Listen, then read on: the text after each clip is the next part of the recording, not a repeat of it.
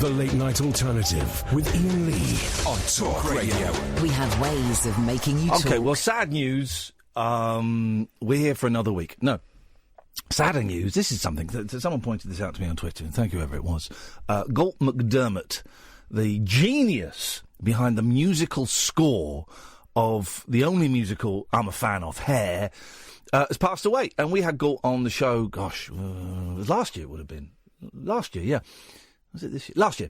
So we'll play the interview we did with him. We'll play that later on, all right? And he's... honestly, I love Hair. So, where are you going? Just need to give an instruction. Oh, unbelievable. It's just the thing. Well, and I thought the only way we could pay tribute would be to play one of his songs. Unfortunately, I can only find the karaoke version, so here we go. It's too soon. I met a boy called Frank Mills on September 12th, right here in front of the Waverley. But unfortunately, I lost his address. He was last seen with his friend, a drummer. He resembles George Harrison of the Beatles, but he wears his hair tied in a small bow at the back. I love him, but I don't know what to be. Thank you. Yes. To walk down the street with him. This is the wrong key, really. Yeah. Yeah. Always. He lives in Brooklyn somewhere and wears this white crash helmet. He has gold chains on his leather jacket, and on the back are written the words Mary and Mom and Hell's Angels. I would gratefully appreciate it if you see him. Tell him I'm in the park with my girlfriend, and please tell him Angela and I don't want the $2 back. Just him. Thank you very much indeed. That is my tribute.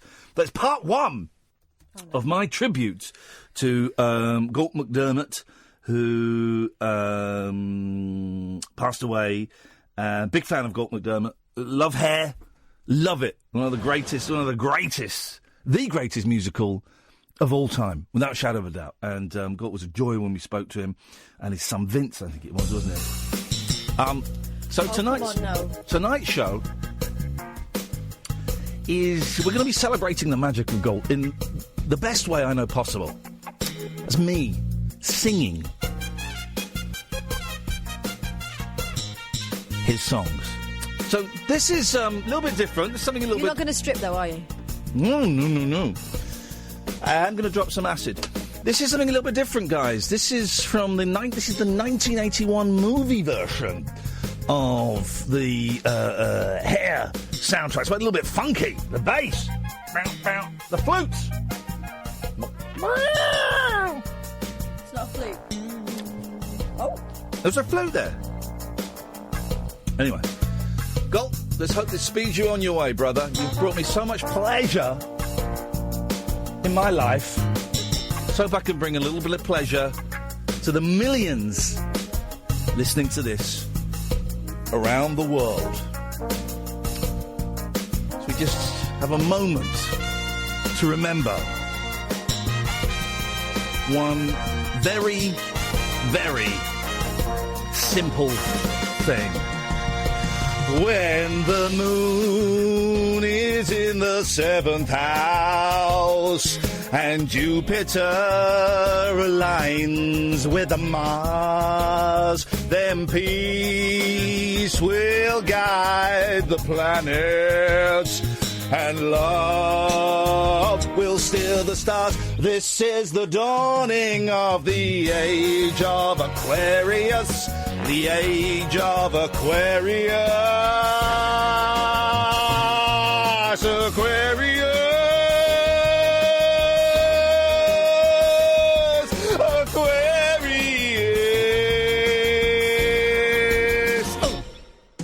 Harmony and understanding, sympathy and trust abounding. No more futures of religions, golden mystic dreams of visions, mystic crystal revelations, and the mind's true liberations. Aquarius.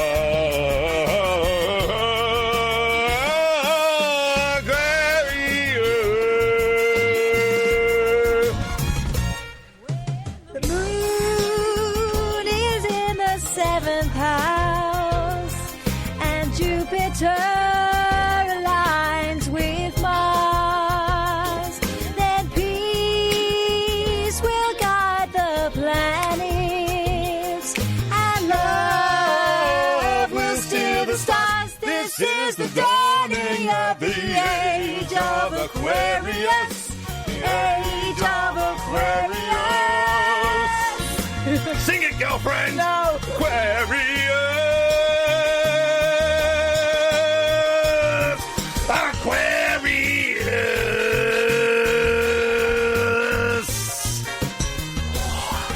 Purple, are you all right? Oh yeah, I did say I wasn't going to strip off, but I'm afraid I've had to. Oh man. Yes. Just quickly, yes, line 1, you're live on the air. Line 1, it's not working. It's not working. Damn you, computer! Damn you, computer! Well, then there's only one thing for it. We're going to have to close phone box and then keep on singing. Uh-oh. Yeah, I know, isn't it? I could do this all night. You know what? You could. I think I might. Hey! Harmony and understanding, sympathy and trust abounding. No more falsehoods or derisions, golden living dreams of visions, mystic crystal revelations, and the mind's to liberations, Aquarius.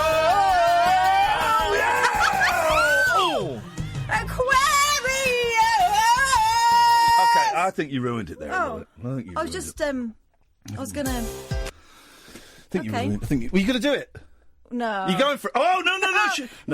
She's going for it. She's going for it. No, I wasn't. No, she's That's going fine. for it. She's going. Harmony and understanding, take 2. Sympathy and trust abounding.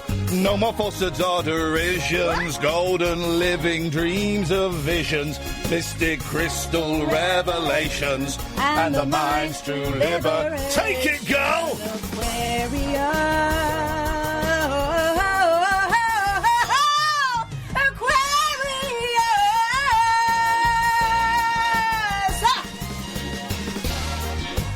You out? I think I might be, yeah. Is that enough? Yeah.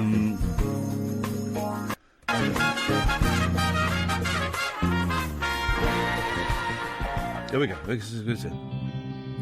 we go. Oh, hang on, I missed it. Oh, have I missed it? Did it? Yeah, I missed it. Okay. She asks me why I'm just a hairy guy. I'm hairy noon and night. Hell, that's a fright. I don't know where we are. This karaoke version is not great. I'm hairy high and low. Don't ask me why. Don't know. It's not for lack of bread, like the Grateful Dead. Darling, give me a head with hair, long beautiful hair, shining, gleaming, streaming, flaxen, waxen. Give me down to there, shoulder length or longer.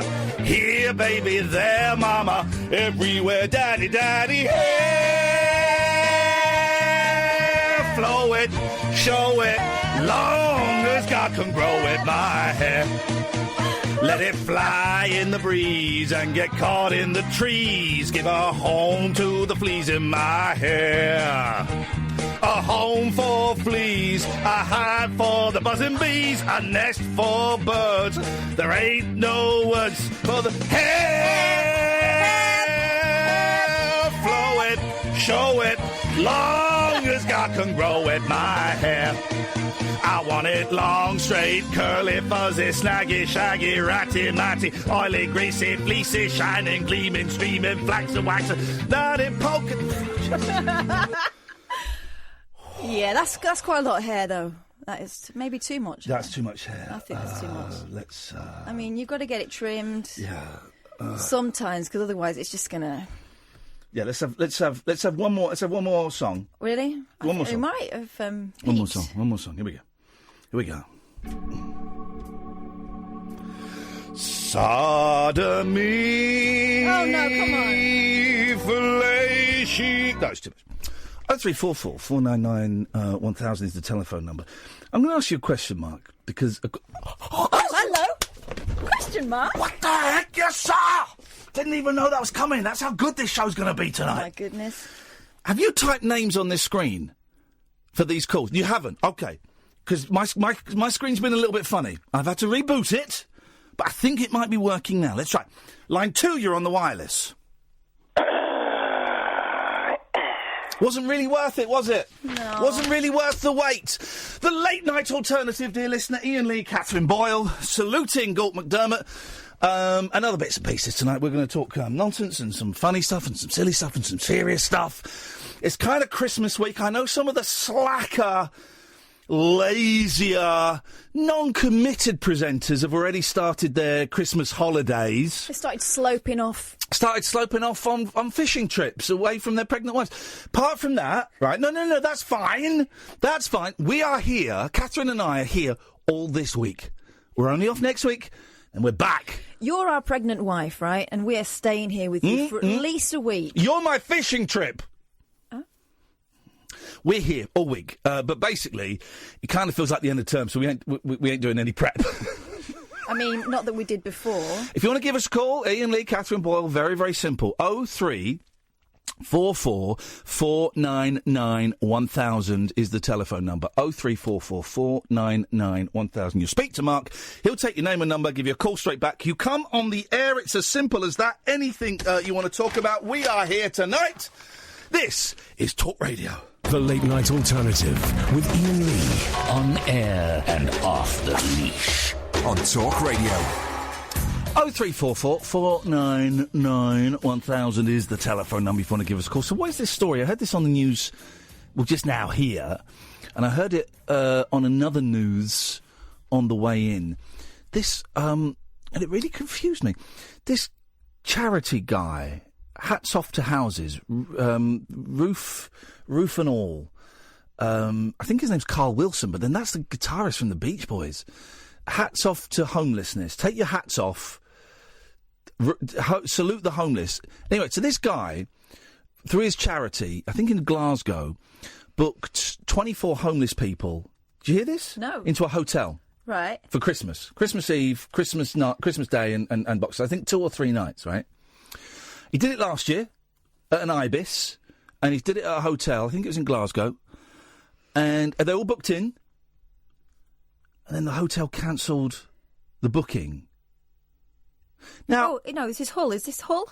Could be. It's near Scotland. No. I think he's based From in... Raise the Roof, Hull. Raise the Roof. Hats off to the homeless. Carl Simpson, not Carl Wilson. That's why I couldn't find him.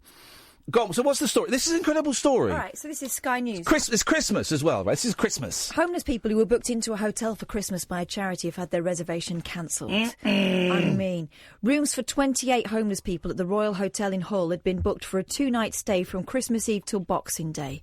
Carl Simpson from Raise the Roof Hull... What a nice guy. Project, yeah, said he told the hotel, owned by budget hotel group Britannia Hotels, who the 14 twin rooms were for, and paid £1,092 on the 13th of December. So he paid a lot of cash. Over the weekend, the hotel told him the booking was cancelled and they'd refund him, but they wouldn't give him a reason. Carl says, I asked for a reason and was told there isn't one. But in my eyes, this is nothing more than discrimination, especially after we were so open about what it was for, he wrote on Facebook. Our Christmas hotel campaign is now in serious doubt. Being so close to Christmas, we need a miracle. Well, here's the thing. They've since had the miracle because I think several other hotels and businesses have now stepped up. Also, 1,000 people, more than 1,000 people shared his post, and many asked if they could help, some offering rooms in their own homes. Here's the thing. When I was a kid growing up, right, apparently, Christmas, whatever. But when I was a kid growing up, one of the big points of Christmas was the fact that Joseph and Mary, let's go down that route, they didn't have anywhere to stay. All hotels were booked up. And one kind of kindly innkeeper went, look, we're booked up, but if you want, we can put you out the back. He squeezed them in. Yeah. That's what Christmas is about, isn't it? I mean, we know it's all about presents and all that, really. But that's what Christmas is about, is people who are less fortunate than you for a day, a couple of days, maybe even a week, just seeing what you can do to help. So have a heart. And this is the other thing is that is these people aren't just inconvenienced. They might end up sleeping on the street. They had... can we see if we can get this Carl Simpson on? I know he's been doing a lot of press today, so he might be pressed out. But it'd be nice just to kind of salute him and give the charity a little bit more of an official mention, and also just thank him. They had, I think it was on Radio 4, they had someone who'd stayed in a hotel last year as a direct result of this guy's work. And he said, it was brilliant. I had a bath and I had a bed for 2 nights. On Christmas Day! Yeah. Come on, you miserable, tight, horribly grumpy hotel. How can you do that at Christmas? Especially if especially if the booking had been, it had been made clear in the booking. But no, actually, if they're paying, as long as they're not causing trouble, as you would expect from no guest in a hotel, as long as trouble is not being caused by any of the guests, then you've got to let them stay. If anyone causes trouble, homeless or otherwise, you kick them out. That you follow whatever your standard hotel procedure and policy is. But just to go, nah, we don't want some homeless people in at Christmas. I thought that was horrendous. Absolutely horrendous. Hopefully we'll get Carl Simpson on the show at some point. It'd be nice to have a little chit-chat with him. And also, I think we need to kind of be celebrating. Remember we had... what was her name? Katie. Was it Katie the horse? Katie Smith. Katie Smith last week. Katie Smith. I think people like her and this Carl guy, they need to... listen, we're not the Daily Mirror Pride of Britain Awards, but they just need a little thumbs up to say, well done. It's been noted. It's been noted. We know what's going on here. And the world is a better place because of people like you, Katie, and people like you, Carl. And it is appreciated by some of us and laughed at by others. I had the misfortune to hear a bit of Nick Ferrari today. And I'm going to be honest, I kind of like listening to Nick Ferrari in the morning, right? Because I think he's a great broadcaster. But I don't think I'm going to listen anymore today because... a lot of his show was Brexit, but also a lot of his show was moaning that tube drivers earn more than pilots. Right, London Underground drivers earn over £100,000, which is more than pilots. Mm-hmm. Right, and he was getting really angry about this. And then you look at it; they don't earn more than £100,000. There are 9. There are 9 tube drivers that earn more than £100,000 because they've been doing it for years.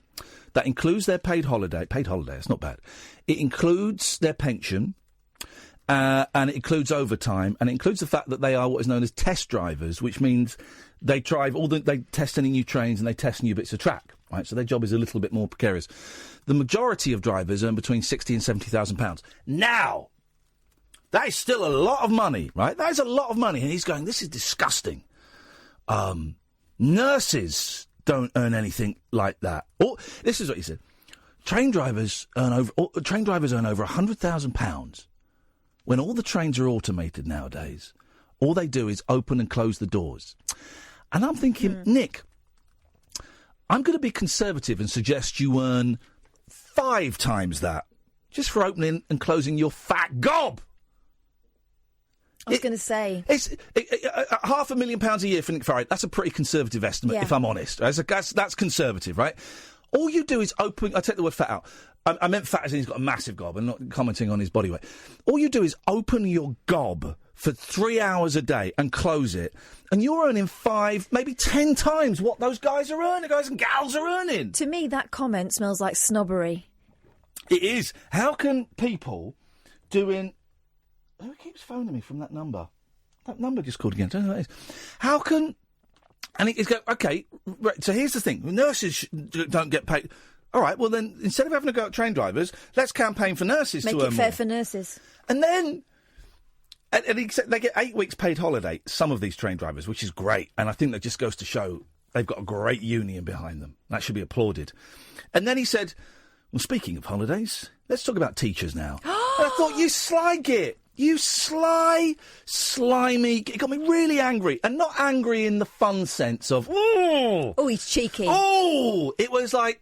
No, you're in a position where you could influence people, and you're being arrogant, you're being classist, you're being a snob, and you're fueling tube drivers. They're not paid by the government, are they? They're not, I don't think. So who cares? If he's that bothered, go and train and be a tube driver if you think that's so much better than what you're doing. Who cares how much they're paid? Well done them for getting paid that. Nurses don't get paid that. Right, let's go and campaign. But coppers don't get paid that. Let's campaign for coppers. There are hospital managers who get paid more than nurses. So shut your face. And probably some junior doctors. Does that mean... This is the thing, right? And I think that if talking about LBC, let's talk about James O'Brien. One of the things he said, and that really stuck with me, is just because someone got punched in the face doesn't mean everyone else should get punched in the guts. Yeah, right? Yeah. Just because someone else has got it bad, because you've got it bad, doesn't mean that everyone else should. Yeah. Everyone should be lifted. Yeah. What's wrong with that? Yeah. Because while we're squabbling amongst ourselves, there are people at the top doing even less work and creaming all that profit off. I earn... From doing this job, I don't earn £100,000, but you know what? I'm damn close to it, right? I'm close to it. I'm in that kind of sphere. I couldn't criticise. All I do is 3 nights a week, I come in and I dick around and try and make you laugh, Kath. That is my job, is to make you laugh. Because if I can make you laugh, there's a chance there's somebody laughing back out at home. That's my job. There might be a little bit more to it than that, you could argue. But that's my job. So how could I come on and go, these train drivers... earning over £100,000 a year. Well, there's only 9 of them. What gives me the right to slag them off? That's insane. Mm-hmm. So I don't think I'm going to listen anymore, because it was just so mean. And so, look, that's not going to make any change or difference whatsoever. But it was so mean and it was so unpleasant that I just thought, here's the deal as well. I'm out. Right, whatever your dissatisfaction with the train service, and I know my dad's a commuter. Well, this is underground, so it's slightly different from trains, but yes. But it all gets put in the same bracket. Yes. It's not the driver's fault. No.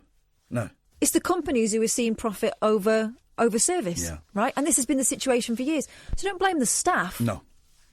Well done, their union. It shows the unions work. That's why they want to dismantle the unions. Listen to us getting a little bit lefty.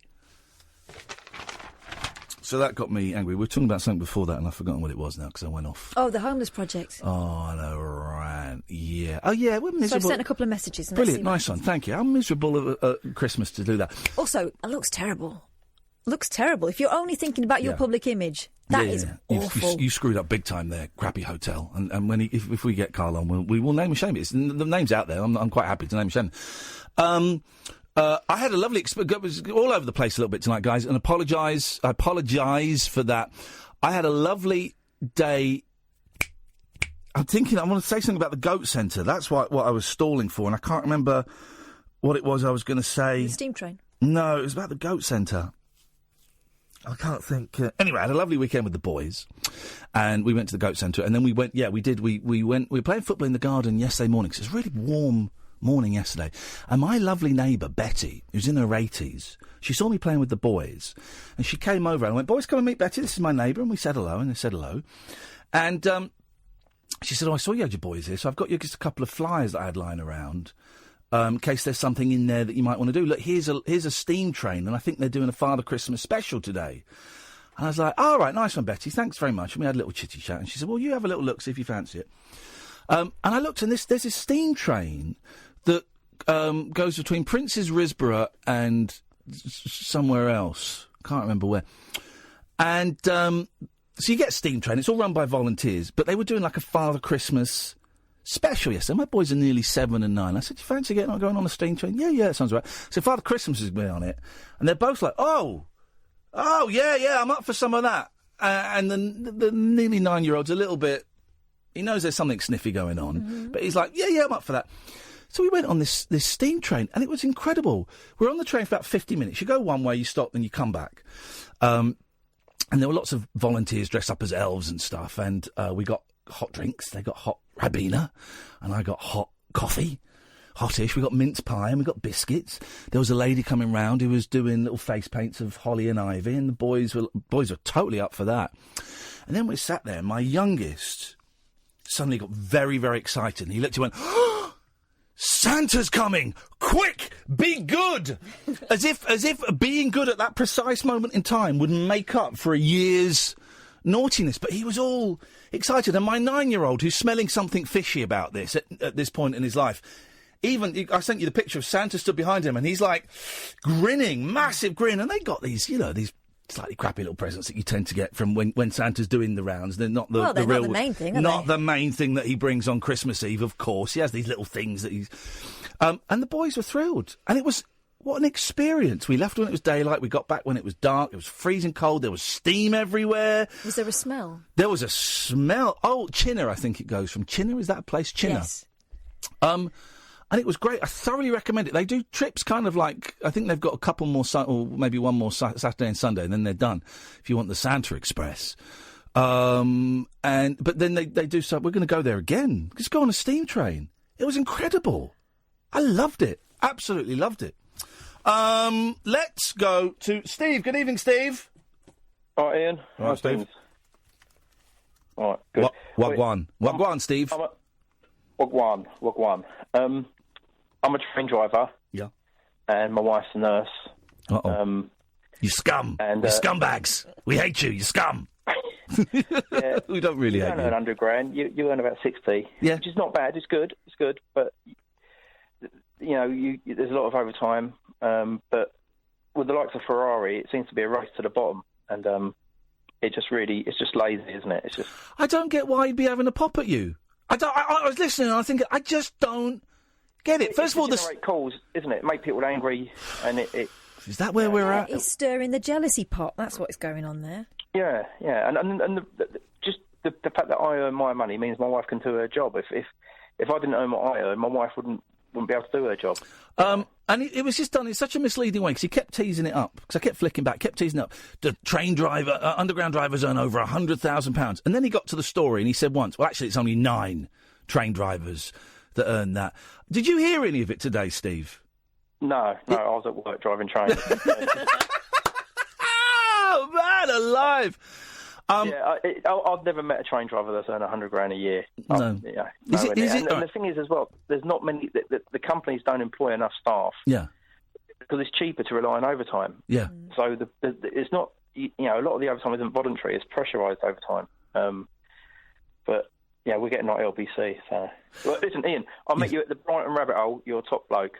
You're a really nice guy. Did I punch you? I punched someone there. Was it you? I hope it was you train driving scum with. No, that was my wife. Yeah. Hey, well, listen, man. You know. You're obviously a regular listener. You know that we got no room for that kind of jealousy and hatred. You earn £60,000 a year. Beautiful. Congratulations. Well done. I think you deserve it. I think your wife deserves to earn at least £60,000 a year. I think it's shocking that she doesn't earn that much. And we salute you.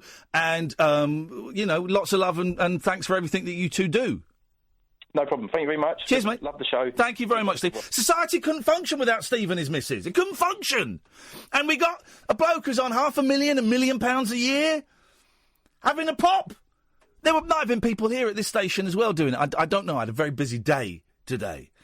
But it's just, I don't get why we'd have a pop at someone like that. How many lives are at risk if Nick Ferrari does his job wrong?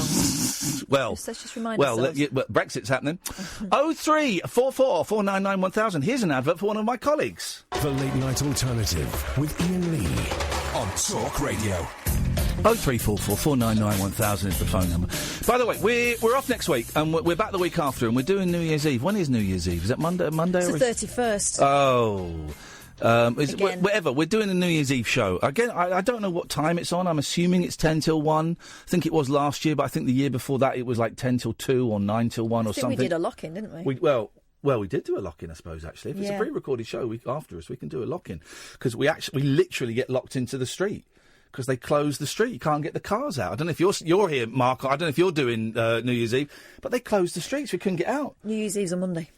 Okay, and also when we did finally get out, London's locked down, so we might do a lock-in. I don't know, but we were kind of thinking. So it's a New Year's Eve party show for people who don't like New Year's Eve parties. So we're not going to bang on too much about New Year's Eve. We'll kind of, doff the cap a little bit at midnight, but that's it. We'll just sort of do a normal-ish show. But we were thinking of bringing in some games. Family Fortunes. Yeah. Yes, no game. I carry it around with me all times. Operation. I'm not quite sure how we're going to play that on the radio, Catherine, but you've got an operation. Yeah, well, one of us can be the hands of the listener. Yeah. I've got... so we're going to play games. You'd be very welcome to play along at home. And if you've got games you can play card games. And I'm kind of thinking as well, we've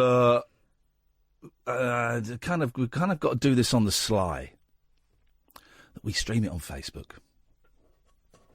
I know.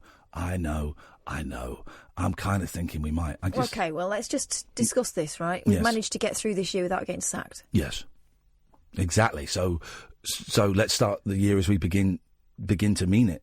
Right. Let's begin to mean it as we start the new year. Yeah. Anyway, New Year's Eve, it's happening. It's a party. We are going to be playing games. You're welcome to phone in and join in. Sing songs, be miserable if you want, because I hate New Year's Eve. I've always hated New Year's Eve. I've never got it. I don't like the enforced jollity. No! I'll be jolly when I feel like it. I remember going on a school trip, and there was a teacher who I hated her, she hated me, and we went on a school trip, and she said, "You will have fun." Was she being funny, though? No, she wasn't. She was saying it to the whole year. You will have fun. I remember crossing my arms thinking, we'll see about that. And I didn't. Was that the one I got pissed at? Maybe. I hated her. Really hated her. And then we moved into the same street that she lived in. And I mean, we were horrible to her, but she was horrible to me. She would always compare me to my sister, who was very, very bright. Mm-hmm. You'll never be as good as your sister. Oh, what a great thing to say to a kid. So we nicknamed her husband Mr. Floppy Penis. Wow. Yeah, I know. And here's the thing. Do you have regrets? Yes, I do. Here's the thing. When I got famous, when I got the 11 o'clock show, there was an article about me and Sacha Baron Cohen. It was definitely in the Standard. It might have even been in the Guardian. In fact, I was stood outside I was having a coffee outside the venue where that picture was taken. It used to be called the Cigar Club on Percy Street. I was there today. I think it was in the Guardian. And she wrote me a really nice letter saying, and she wrote me a really nice letter saying, well, it's good to see that you've achieved your dreams and all of this. And I didn't write back. And that's kind of one of my regrets. I should have been a bigger person and written back. But she was also the one that, as well as saying I wasn't as good as my sister, wasn't as bright as my sister, she was also the one that said I'd never make it as an actor, and would not give me any encouragement to get to drama school, said I could never get to drama school, so why don't you become a primary school teacher instead? And I very, very nearly became a primary school teacher because of her lack of faith in my ability. No, I didn't make it as an actor, but I did go off and study performing arts, and, this is as close as as close as Damn It. And I did star in BBC Two sitcom The Persuasionists, which was a terrible flop. But, but I didn't write to her, and that's one of the few things I should have been able to swallow my resentment, my bitterness. I should have been able to write her a letter that just simply went, "Dear Mrs. B, F off," and a picture of my floppy penis. Well, maybe it's better you didn't write back. I don't know. It's weird. But that's that's actually terrible. That woman's job was to build you kids up. Yeah. It was. She really did have it in for me. But I was an SH1T at school. This was grammar school, and I was a pain in the arse to teach. But because I felt unfulfilled. I felt it just felt like an obstacle was being put in front of me. Like, they had a really good drama section. What do you call it? Department. Department, thank you. at the school. Really, really good. And then when I went to do my GCSE drama, I rocked up the first day of term to do GCSEs. All of you have chosen drama. We've dropped it. So you've got to choose another you got to choose another lesson. You've got to choose it now. So that you and R over your GCSEs for ages. And you've got to work it out in a grid, because if you do that, you can't do that because that's there. And so it was like we're given a list of subjects again. We had to go, that one? Right, fine. But that's so annoying. The way that the arts are always the ones that get cut back because somehow they're sort of tits and tinsel and unnecessary. This is Slough, and everyone was basically being trained to go and work on the Slough trading estate, go and work in Mars, or go and be a store manager. Or it was never discussed of having ambition of getting out of Slough. Now, Slough's a great place, and I lived in Slough the last couple of years as my divorce was kind of happening. I got a lot of time for Slough and a lot of respect for it, so I'm not knocking it. But it's the same for any kind of small town. When you're growing up in it, you want to get out of there. And we were near London, so London was the big attraction. But it was never given as a possibility you might be able to escape this small town. I'm really surprised that ambition was so narrow, considering you went to a grammar school. Yeah, I mean, it was because I went to a state comprehensive, right? And you kind of, when you grow up and you look back, you go, all right, I went to university with sort of private school kids who thought they were entitled to go to university, whereas we all felt like we were lucky to get in. What university did you go to? Nottingham. Right. Oh no, you were offered a place at Cambridge, but you decided not to. No, I didn't get in. You were offered a place at Cambridge. You got a letter, though. You got that letter in, by the way? I was put in a pool. No, I spoke to my dad about it. He said he's had a clear out. Sorry, say that again. I spoke to my dad about it, but he said he's had a clear out. Catherine has been offered a place at Cambridge, and your dad definitely had a letter. That's not what I said. What? That's not what I said. What did you say? I was pulled. Okay. And then he said, would you go in an all-girls hall? And I said no. Okay. And that was the end of that. But the letter, your dad chucked it out, the proudest moment of his life. Wasn't proud. He was really gutted. He was more upset about it than I was. Wow. He wrote to them, supposedly from me, to beg them to reconsider, sending in one of my A-level essays and stuff. Oh, man. It was well embarrassing. Remember that stress? I remember, because I couldn't do exams. I cannot do exams. Oh, I was good at exams. I know you were. I wasn't. I couldn't do it. I did all right in GCSEs, but nothing great. And as soon as I started A-levels, I thought, I'm out of my depth here. I just can't think. My thinking doesn't work. I'm clever, but I'm not this kind of clever. I cannot sit. I cannot learn all of this because I've got no interest in what I'm learning, and I can't then do it in an exam. I was going to say regurgitate, but it's not actually. A-levels is a lot more than regurgitating. It's interpretation and I can't do it. And I just remember thinking, I'm screwed. I've got no, because that at the time was the only way out, was to get to university. I remember in tears saying to my mum, "Would you mind if I went to a poly?" Because this was before they kind of merged, and she went, she said, "No, of course I wouldn't. Why would I care if you went to a poly?" In the end, I did go to university because they all became universities, but it was one that had been a polytechnic. But the stress of that, and it wasn't until I failed my A-levels the first time. And then I went to Windsor and Maidenhead College to do A-levels in a year and to do different ones, where there was a careers advisor who said, right, what do you want to do? I said, well, I really want to be an actor, but I know that's not going to happen, so teaching. He said, why is the acting not going to happen? I said, well, I've been told that I won't get into, audition for drama school. I didn't get into drama school. And he said, yeah, but you can study drama at university as a degree course. I was like, no one had ever told me that. He said, right. And he got me all the brochures and all the stuff, and he said, right, these are the kind of the top 5, I think. It's brilliant. I think you should put down, you like photography, let's put you down as photography as a minor. So, and all of this stuff. And suddenly, this possibility opened. It just takes one person, doesn't it? To go, well, this is what you need to do. These are the places you need to go and talk to. Incredible. My English teacher was amazing like that. It made me feel like I could do anything. Yeah. Anyway, 0344, it's quiet on the phone tonight, but I'm cool with that. Man. 0344 499 1000. This is the Late Night Alternative on Talk Radio. Uncut after-hours conversation for the up all-night generation. The Late Night Alternative with Iain Lee on Talk Radio. We'll get you talking. 0344 499 1000 is the phone number if you want to give us a call. I've had a bit of a headache, not all day, but this afternoon I had a really bad headache, felt very nauseous, and I'm still feeling a little bit... So let's see where we get to. Good evening, Andy. Hello, you gorgeous pair. Oh, look at this.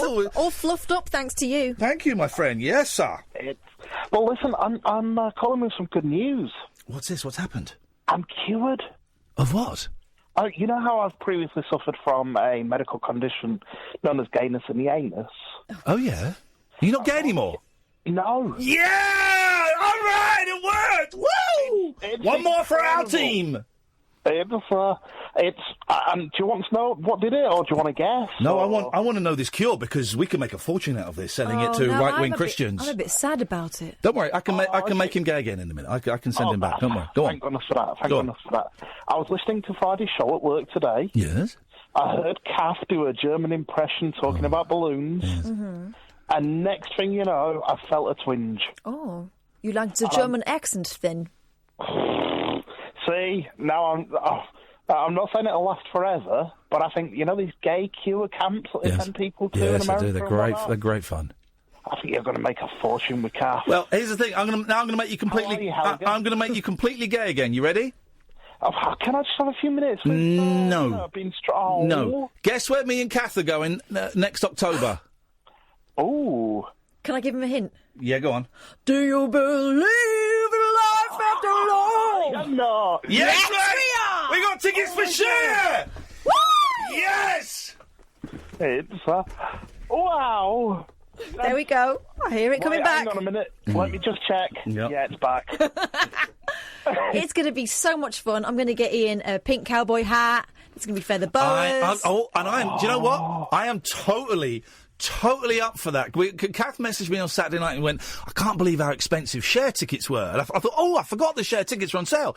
So I went and looked, and the first night at the O2, there was only the front two blocks left. They were like £365 a ticket, right? I thought, well, that's ridiculous. You believe how expensive that is? But then I thought, you got me, babe. I got you, babe.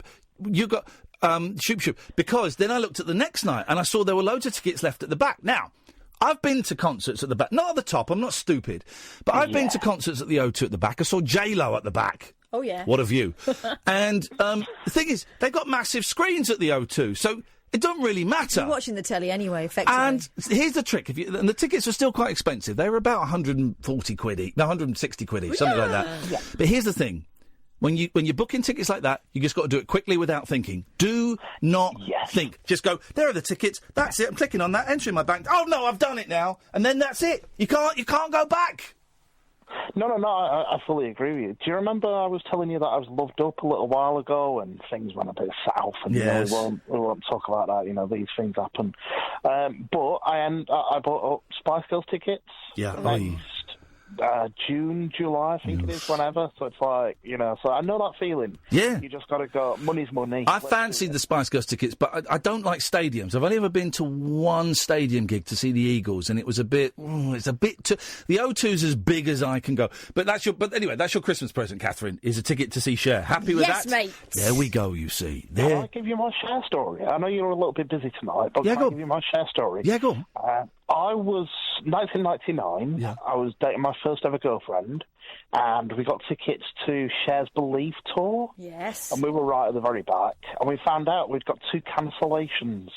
So we were 8 rows back. Oh, mate. Yeah. And I cried all the way through it. Oh. Now, and what did your girlfriend think of that? She was a little bit... I don't think this relationship's going to last for some reason. I'm just getting a vibe that maybe we're not meant for each other because I've got boobs and a vagina. So I like to think that maybe the writing was on the wall all along. And Ian, you're going to leave Cher being gay. Maybe. Kath, you're gonna leave Cher, and well, we shall see what happens. I'm totally up, by the way, for the pink cowboy hat, and I'm totally up for camping it up, man. You know me. You haven't already got one. I'm just wondering which Cher I'm going to go as. Body stocking Cher. All I need is a sequin. Good God.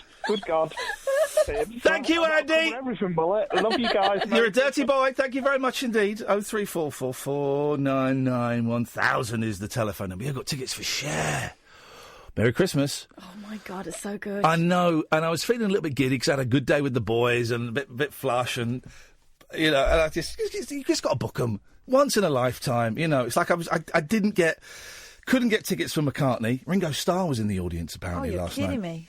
And we were on kind of a press waiting list, and Stuart never rocked up with the tickets, so we didn't go. And it's great, but I had a good night with the boys last night anyway.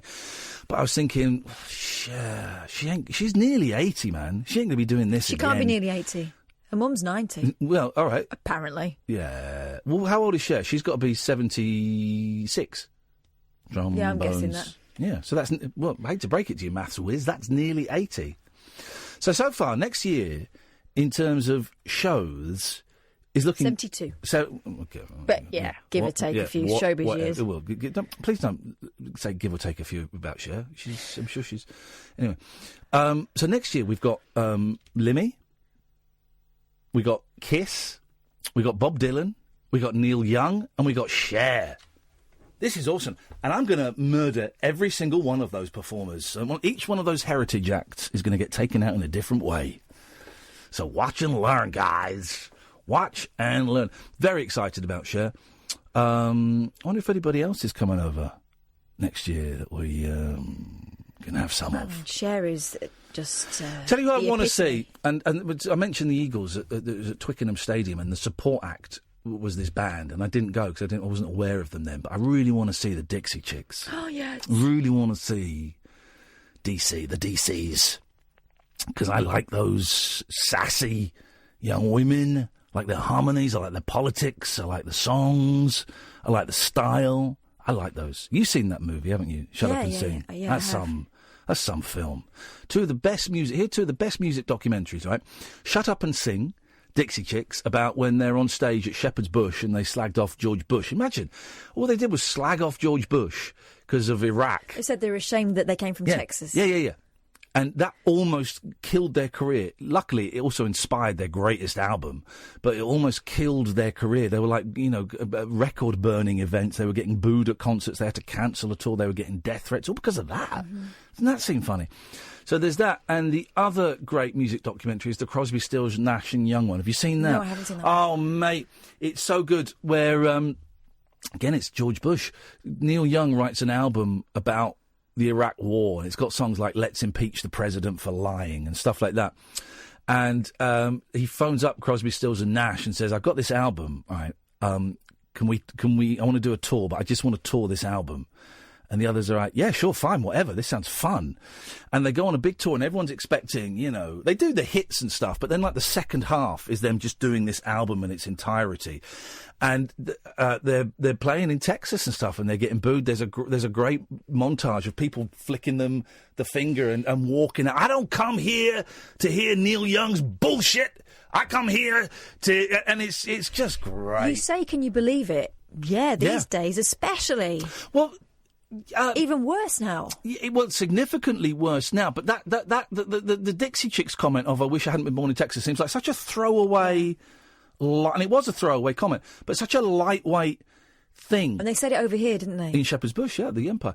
But the Crosby, Stills and Nash and Young, it's so good because they're in their 60s during this, and they're obviously all four of them are getting so much pleasure out of just peeing off the audience, even at that age. The fact that people are walking out and booing them, that's incredible. That's incredible to be doing that when you should be, in your 60s, you should be a very slick, greatest hits touring machine. To then go and play a whole album with the song Let's Impeach the President for Lying, and people just walking out. But those guys were hippies, so they used to kind of shaking it up. Oh, yeah, definitely. Ohio. Also, they kind of had their career and it was pretty safe, whereas the Dixie Chicks were on the ascendant, weren't they? Yeah.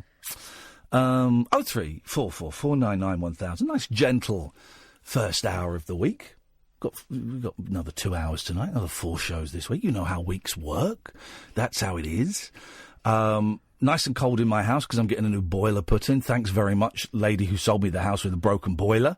Now spending the rest of my money on a new boiler. Don't know why you need to know that. I'm still a little bit headachy. I'm still a little bit... Can I get some water? Oh, yes, please. You certainly can. We just sit here and chat. That's the way it goes. This is the vibe we got going tonight. If you want to give us a call, you'd be very, very welcome. 0344 499 1000 is the phone number if you want to give us a call. You can give us a call about anything. We've talked about train drivers. We've talked about homeless people. We've talked about Cher. We talked about teachers and careers, all kinds of stuff. If you want to chip in with any of those bits and pieces, or maybe you've got your own bits and pieces that you want to chip in with, then you'd be very, very welcome to. Indeed, very relaxed, laid-back vibe. You can listen to us on DAB, you can download the app, or you can go online to talkradio.co.uk. This is the Late Night Alternative, weeknights from 10 with Iain Lee and Catherine Boyle. The Late Night Alternative with Iain Lee on Talk Radio. We have ways of making you talk.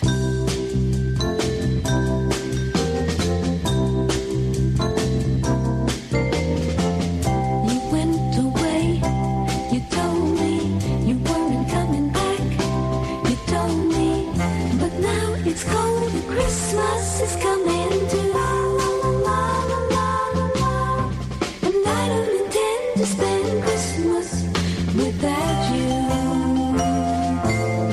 We had a fight, what all of it? You weren't even right, what all of it? I'm all alone and Christmas is coming too,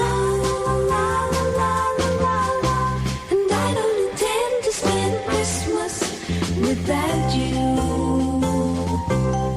You ought to know when you're alone, it's a lonely time to live through. How do you expect anyone to have any fun without anyone to give to? I want you back, you know it. You only wanted me to show it. Well, here I am when Christmas is coming too.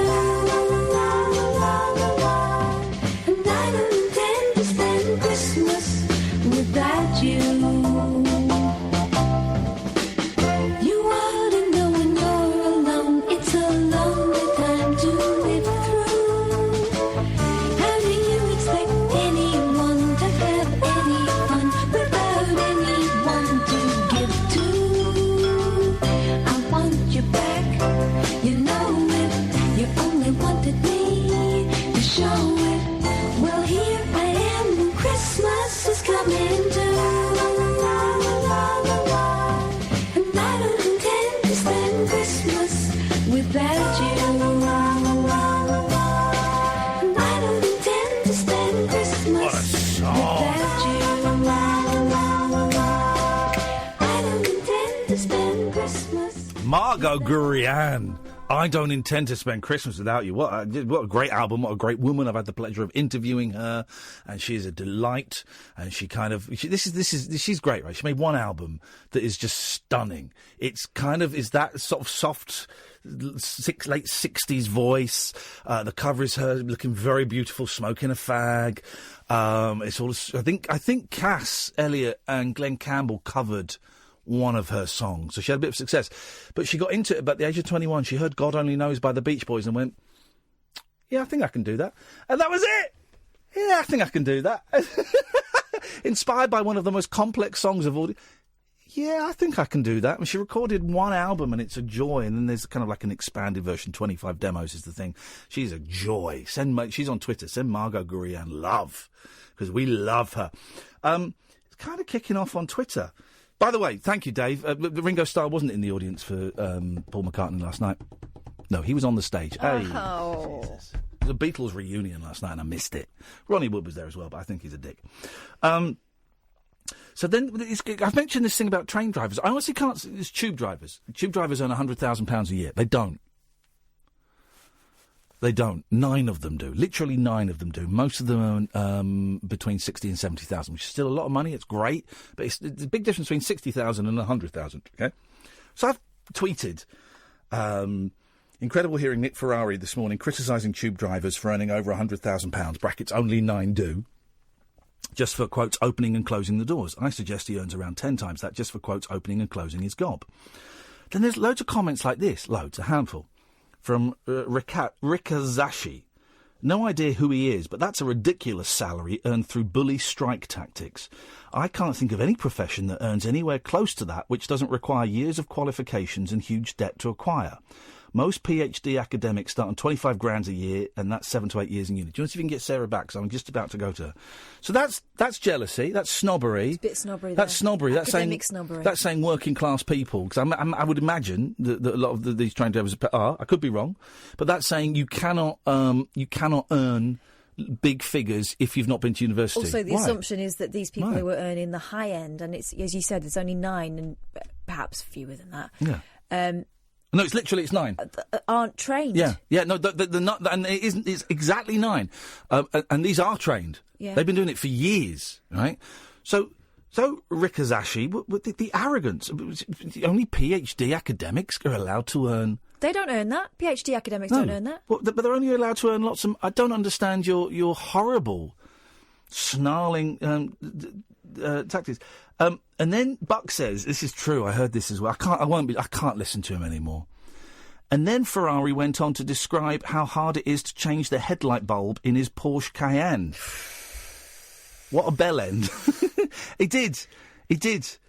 Barry says, it is a lot of money, though. The average salary in the UK is £26,000. Remember, teachers average around £25,000. Modfather, there are medical professions on a third of this, so sorry, not sorry. First of all, they're not asking for your sympathy. Secondly, so what? The medical I guess kept tweeting to everyone, we'll fight for the medical professionals to earn more. Don't fight for the train drivers to earn less.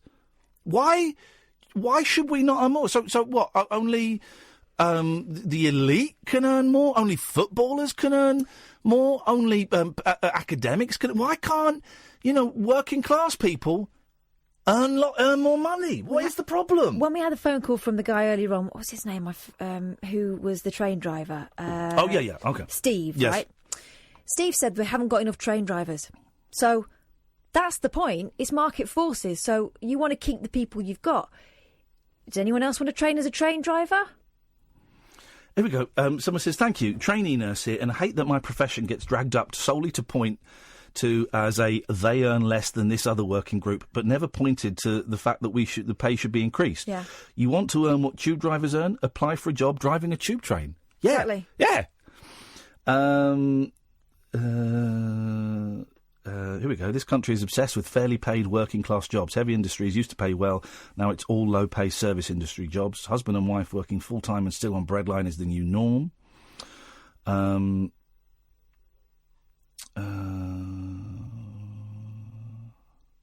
Shock jocks love to talk about this handful of people who earn more to cause division and bitterness. Yeah. And that's what it is.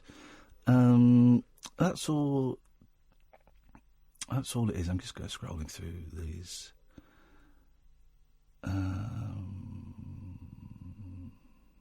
But there are still people falling for it. Don't turn against the tube drivers. Say, OK, well done. Well, you're earning a lot. Your union's doing a great job. Well done for you.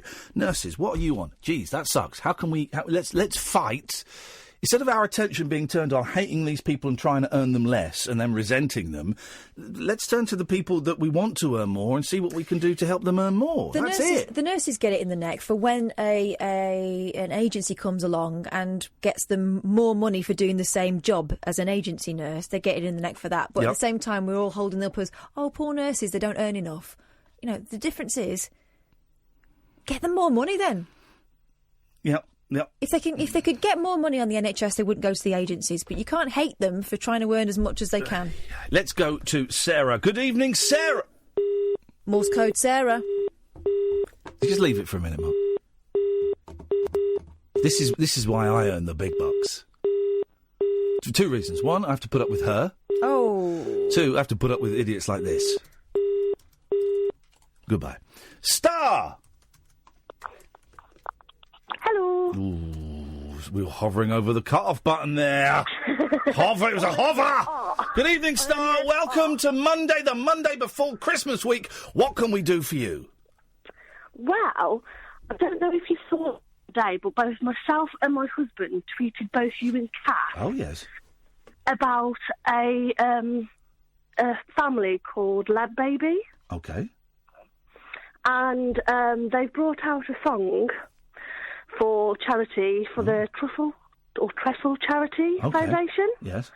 And it's called We Built This City on Sausage Rolls.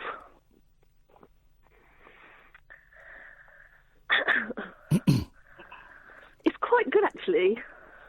Okay. I was wondering if you'd sort of play it and get it some more advertisement and try and get it to Christmas #1. Oh, for God's sake! For God's sakes, Christmas! It's not going to be the Christmas #1 star. Be realistic. You don't know that, do you? Yes, I do. It's at #2 at the moment. Oh, in that case, it might. Don't think it needs us then. All right. Well, let's have a listen. Let's listen. Let's listen to a bit of this. Here we go. Hang on a minute. What do they go away? Here we go. Right. Come on, man. Here's the thing. Pop videos. Just get straight to the tune. Get straight to the tune. Here we go. The actual. Okay. How much is it? They're arguing. Okay. We built this city. We built this city on sausage roll. We built this city. Come on, babe. We built this city on sausage rolls. Look, it sounds excellent. I wish them the very, very best of luck. So do you think it's good? Do you think it could get to #1? Yeah, sure, whatever. What do I know about the pop charts, for crying out loud? Yeah, sure, of course it could. You're a music producer. What do you expect? Come on. I reckon it could get... By the way, here's the thing, right? Everybody tweets, literally... Everybody in the world, and I wish them the very best of luck. I don't know what the charity is for, but I'm sure it's an excellent charity, and it sounds like they got their attitude is right. They got the sass in place. So I wish them the best of luck. Yeah. But here's the thing: we get so many people saying, "Can you tweet? Can you retweet this? Retweet this charity? Can you retweet this? Retweet that?" And I made a decision about 8 years ago. I remember talking about this on Absolute when I worked in Absolute. Almost never to retweet a charity thing. Almost never. Unless it's something that personally... Unless it's a good mate of mine that's asked me to, and then I will certainly be a little bit more flexible. Or it's a charity that impacts me personally. Just because if I did yours, then I'd have to do everybody's. I know that. I just wanted you to sort of play it on the radio so it's played. All your listeners hear it and stuff, and they think, it's heard. And they go and listen and they download it. And they might do. They might do. They might not. Yeah. Oh. Why do I feel it? Why do I feel a bit empty now? I don't know. That's something to think about, isn't it? What are you having for Christmas dinner? I don't celebrate Christmas. I celebrate Yule. Stop being a dick. What are you having? I'm not. Stop being a dick. I'm being serious. What? I don't celebrate Christmas. I celebrate Yule. You don't. You're an idiot. So you're not going to have any... Shut up. You're not going to have any dinner on December the 25th. Well, yeah, but I won't have a Christmas dinner. It'll just be a normal dinner. What will you be having for Christmas dinner? Probably beans on toast. Thanks very much indeed. That was all. I didn't need your backstory. Didn't need your hippie backstory. Just wanted to know. Don't care if you don't celebrate Christmas. Loads of people don't celebrate Christmas. Of course they don't. Those people are sad. You can still eat the dinner. You still have a dinner. Treat yourself. But even beans on toast is fine. That's all I wanted to know. I knew there was something fishy. I knew there was something fishy there. Just. Oh, jeez. Let's go to Simon. Yes, hello. Talking of fishy. Hello. Yes. Ian, do you know what? Good evening, Kath, by the way. Sorry. Whatevs. Do you know what I love? Do you know what I love about you guys? Is you have the ability. You're the only... There's not many people in this world that have the ability to make me think in a different way. It's because you're an idiot. And... Sorry, even by my standards... Even by my standards, he's paying me a compliment and I'm calling him an idiot! It's a level we've sunk to. Merry Christmas! Oh, dear. Thank you. No, I'm teasing. Go on. Now, up until... There's been a lot of broadcasters covering the tube drivers' pay. Yeah. Today and... Well, it started on Saturday, actually. And up until I switched on your show... Yes, man. I was kind of swaying that way as well, right? Yeah. But no, you're absolutely right. Fair play to the drivers. If I could earn that sort of money, then that's more, more power. Well, here's the thing. You could earn that sort of money. Go and train to be a tube driver. Yeah, pull your finger out. Yeah, that opportunity is there for you. Oh, hang on. They have to live within 30 minutes of a tube station. So they have to live in or near London. Suddenly, 60 grand a year ain't that much. If they're living in or near London, 60 grand a year ain't that much. That's true. But you know what? I think everybody should be paid more. And if you're not earning enough money, then it's not someone else's fault. So, thank you for helping me to change my thought process. I mean, for me personally, my trade and my income has more than halved in the last couple of years, and my expenditure has more than doubled. I'm a cabbie, you probably know, but this used to be quite a lucrative job. Exactly. So hang on a minute. And this is what they want. I don't really know who they is anymore. I used to think it's people like Jacob Rees-Mogg, but I don't know. But they want you, a cabbie, to turn against your brothers and sisters who are tube drivers because they're earning so much money. There's no reason that you should turn against them, but they want to create division. Do you remember all this stuff, right, about, people in the medical profession don't earn that much. Well, what about when the junior doctors went on strike? Now, junior doctors obviously earn more than nurses, but when they went on strike, the people were calling for them to be hung. It was outrageous that anyone in the medical profession should go on strike. Here's the thing, right, I genuinely believe this.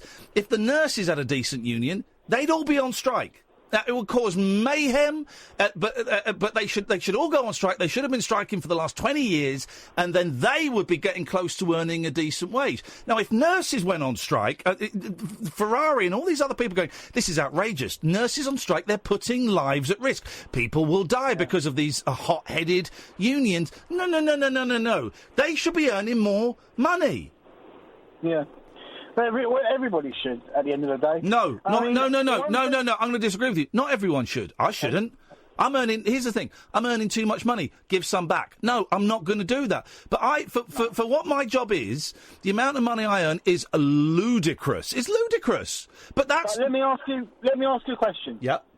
Well, first of all, I just want to tie up this little bit with a statement, and that is that it doesn't matter to me about my income. As long as I've got enough to get by, I love what I do, and that, to me, I work every day. It's out of my own choice, and that's worth more than money to me, because I don't have a job where I get up in the morning and go, oh, God, is it Friday yet? Do you know what I mean? Yeah. So that's worth more than money, but that just makes me quite lucky. Yeah. Now, the question is this, okay?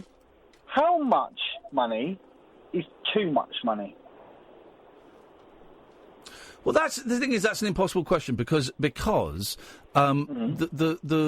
more money you earn, the more expenditure there is.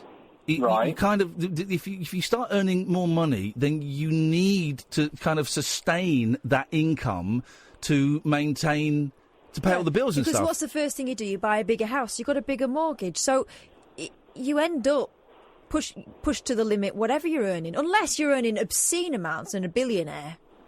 Yeah. But even then, you'll just buy more property. You see, but overstep that point to the next point, yeah? Oh. How much money do you have to have in order to never be able to spend the amount you've got? Because what I'm saying is this. Yeah. If you take somebody like Bezos or Mike Ashley, right? I don't know who these people are. Mike Ashley owns Sports Direct. Okay, right, that guy. And that Bezos is Amazon, right? Amazon. Yeah. They've got more money than they could ever spend in their lifetime, right? Yeah. Now, why is it? Now, I'll say this because this is something that's quite close to my heart. If I had a level of money that allowed me to live the life I want, have the things that I want, and to be able to look after those close to me... Yes. If I then had a source of money coming in that was never, ever going to run out, I would use that money, that excess. Call me selfish for making sure I'm all right first, but I would use that money and I would do good with it, right? What? And I'm not talking about funding... But we don't know... Hang on, but you're assuming that those two gentlemen don't do good with it. We have no idea what they do with their money. I'm sure they're very, very charitable. You do get tax breaks for charity work, don't you? Well, yeah, I'm sure you do. But they do pay a lot of tax. Great. Well, the Amazon as a company doesn't, but I'm sure the guy does. But we don't. You don't know. They might be doing. They might have set up a foundation. I don't know. No. What I'm saying is, I think that living in a world whereby things. Right, me personally, if I had that amount of money, I would spend my time going to individual causes, individual people, I bet you would. and help. I would. You say that because you haven't got that amount of money. And you've got there is no chance in hell you're going to get that amount of money. What? Well, there isn't. Realistically, there isn't. No, I don't know. Well, no, not realistically, there isn't. But you never know. But I just think that we live in a world full of selfish people. And like the hotel, right? That hotel. There we go. The ones that have stepped up now and said that they're going to take those people in. Yeah. Fantastic. Yeah. And well done, right? No, you're right. But I am always wary of calling out rich individuals for not giving money to charity because we've got literally no idea. Now, the bloke from what is it, the Sports Direct? Yeah.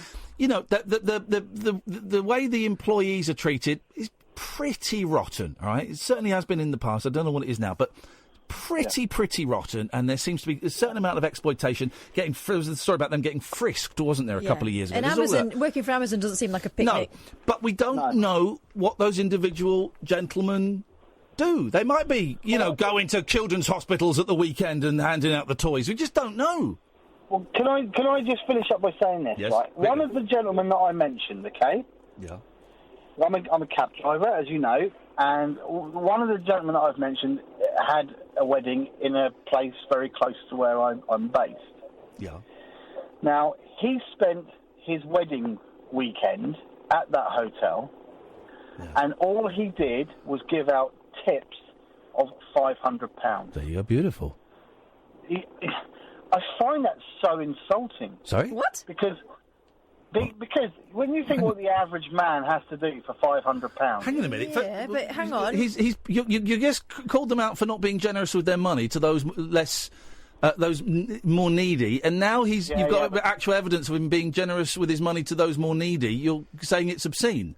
No, you missed the point. The point is, this was a case of, look at me. This was a case of... Well, how do you know that? How do you know that? You don't know that. Because I'm friends with the staff. But you don't know that. Listen, if I was a waiter earning minimum wage or whatever it is, and someone gave me a tip of £500, I wouldn't be thinking, what an absolute tosser. He gave me... that is so degrading. I'd be thinking, this is brilliant. You take it and slag him off? Or you think he's doing it for the wrong reasons and surely reject it, don't you? Well, I think in this instance it was a case of look at me, look at what. And your evidence for that is because of what I was told. What were you told? Right. That's how it was coming across. Well, hang on, no. What was he doing to make it seem like a look at me, Barry Big Balls? What was he doing apart from handing out £500 tips? Well, the whole weekend he was walking around splashing his cash everywhere. Well, hang on a minute. Doesn't everyone do that on their wedding weekend? Not to that level, surely. Well, but that's within the realms of what he can afford. I just find it a bit of a kick in the teeth. Why? Why? He's sharing the wealth with people who don't earn anywhere near as much as him. He's saying, look, I'm having a great weekend. I'm in a privileged position. Hey, thank you for bringing me my dinner. Here's £500, love. Hey, thank you very much for making my room up. Here's £500, mate. Thank you. What is wrong with that? How can you criticise him for... You said he doesn't do enough for charity when you don't know, and then he's giving tips of £500, and you're angry with him for that. You're insane. No, I don't know. What? So just squeeze the spot and I'm bleeding. No. Part of what you just said has swung me slightly, only slightly, mind you, towards what you're saying. But when you see his press and you hear about his work, I don't believe a thing. I do not believe a thing I read in the press. The press is bullshit. Let's just remember what was going on about Iain in the press when he was in the jungle. The press is bullshit. They like to tell a story. Maybe he's an arrogant prig. I don't know. Maybe he is. I don't know. But you can't call even if he was dishing out £500 tips to show off, right? Even if he was doing it to show off, right? The impact that a £500 tip to a waiter or a waitress who's earning, I don't know, 80 quid a night? I don't know what a waitress I don't know. But the impact it would have on that person's life is immeasurable, isn't it? So whatever the guy's motive was, he's had a positive impact on someone's life. Oh, you've done it to me again. Simon, it's quite easy to do, mate. Thank you very much indeed. 0344 499 1000. Unmissable late night radio with the original king of unconventional conversation. Make contact with Ian Lee. The Late Night Alternative with Ian Lee on Talk Radio. 0344 499 1000 is the phone number. Yeah, we're getting somewhere. We're warming up a bit. What an absolute selfish pig. Giving out £500 tips. What he should be giving that to charity, not to workers. No, he. Good evening, Diana. Good evening, Ian, and good evening, Kath. Hey, Diana. I got to say, Diana is an underused name. There's a lot of Dianes. Beautiful name. Diana is a great name. The Huntress. And I just think Diane's kind of like, Diane starts off nice and then it just sort of peters out. Diana, it's like it's a journey. I always name. like names with A on the end. By the way, is anyone else... Sorry, Diana, we're just going off on a slight tangent. I know you won't mind. There's a lot of battering of Meghan Markle at the moment. Her dad is on Good Morning Britain saying he feels like he's being ghosted, which is the phrase at the moment. The fact she was wearing black nail polish apparently was bringing the royal family into disrepute. The fact that she's supposedly turned her back on feminism. Does no one remember that the press murdered her husband's mum? Does no one remember that? Does no one remember that the press hounded that poor woman, that hounded her husband's mum to her death? Literally hounded her to her death. Before they sainted her. Yeah. And it just feels like, they've not been married a year, it just feels there's this kind of dark, we're going to get the Yank actress with the nuts dad. Yeah. We're going to get her. And I just keep thinking, we not learned anything from 20-odd years ago? Is no one worried that the same thing might happen again? Now we know the struggles that Diana had with mental health and with eating disorders and with throwing herself downstairs and all of that kind of stuff.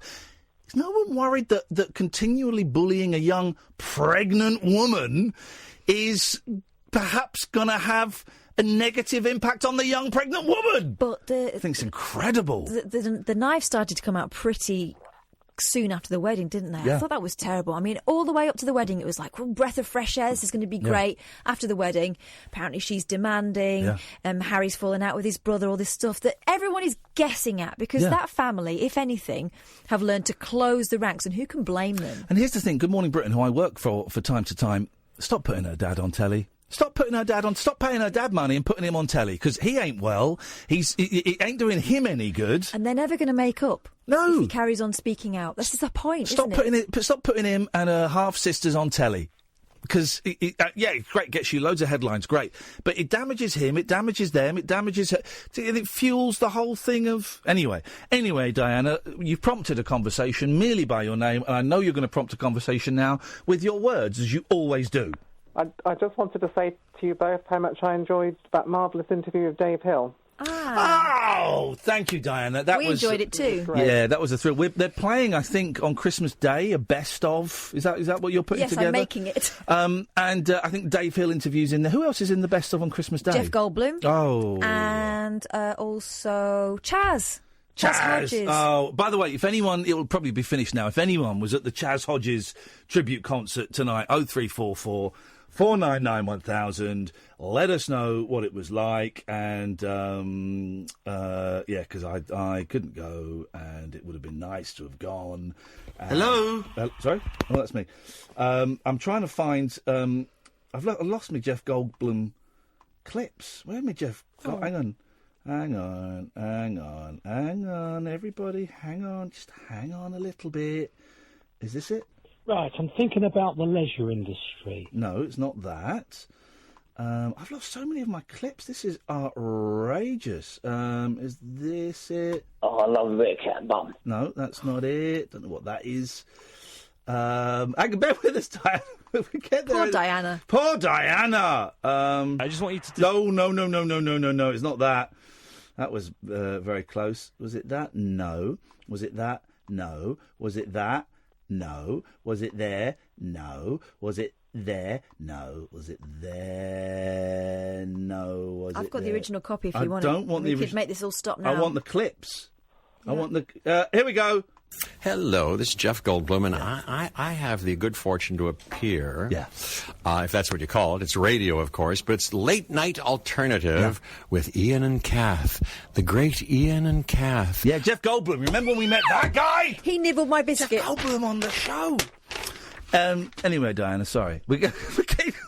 You're great springboard tonight, Diana. I hope you don't mind us springing on you and off into... I also agree with you, but he's a very underrated guitarist.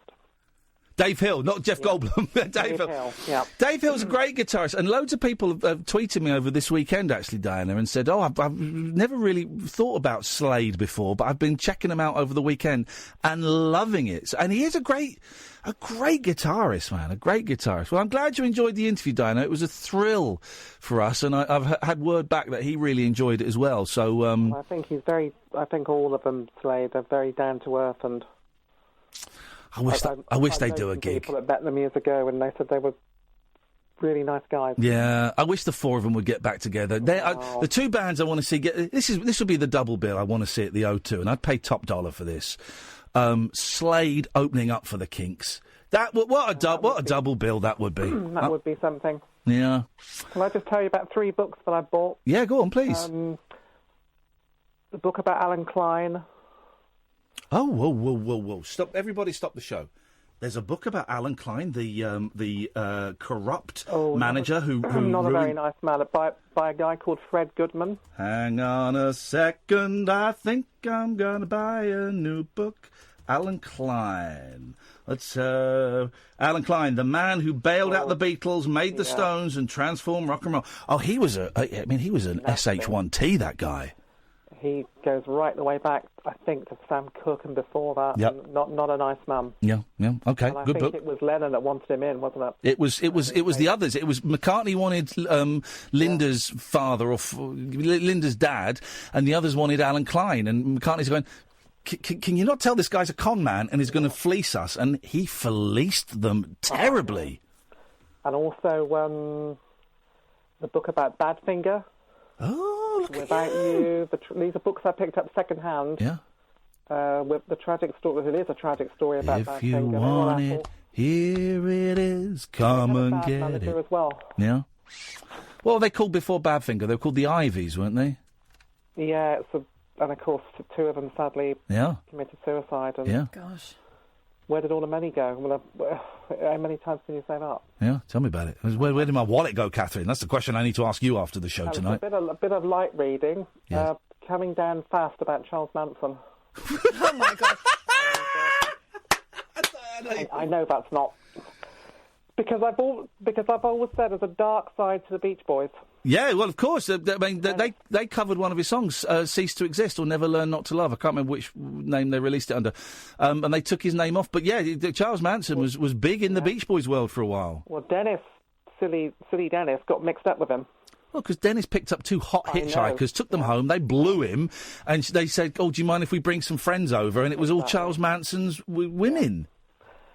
And that would freak anyone out, wouldn't it? But Dennis Wilson paid for the family to their clap bill, the biggest gonorrhea bill in American history, apparently. Oh, we shouldn't laugh, really, because it was terrible. But it's terrible. Dennis was... Because I think they took over his house, didn't they? They took over his house, he had to move out. And, of course, he had to move out. They stole his Rolls-Royce, and the story is that the Tate LaBianca murders, they were targeting Dennis's mate Terry Melcher, Doris Day's son, because that was his house. Terrible. Diana, you are a very, very naughty person, and you've got very strange taste, but we like it. And can I just say that next year, 1969, this was a strange year, and it'll be the 50th anniversary of Altamont. Oh, yeah. The Beatles on the roof at Apple, and also the Manson. We shouldn't really glorify that, but rock and roll was an exciting time. Have you seen the Gimme Shelter, the Rolling Stones documentary about Altamont? Well, you only have to look at some of the guys in the crowd, don't you? Yeah, if anyone's seen that, it's an incredible film. It's directed by is it the Maisels? Yeah, it's the Maisels who did Grey Gardens, and it's a documentary about the Stones tour of 1969, and Hell's Angels were their security. And you watch it, and you see a guy getting stabbed to death in the crowd. And also, you see the Jefferson Airplane on stage. Yeah, and is it Marty Balin?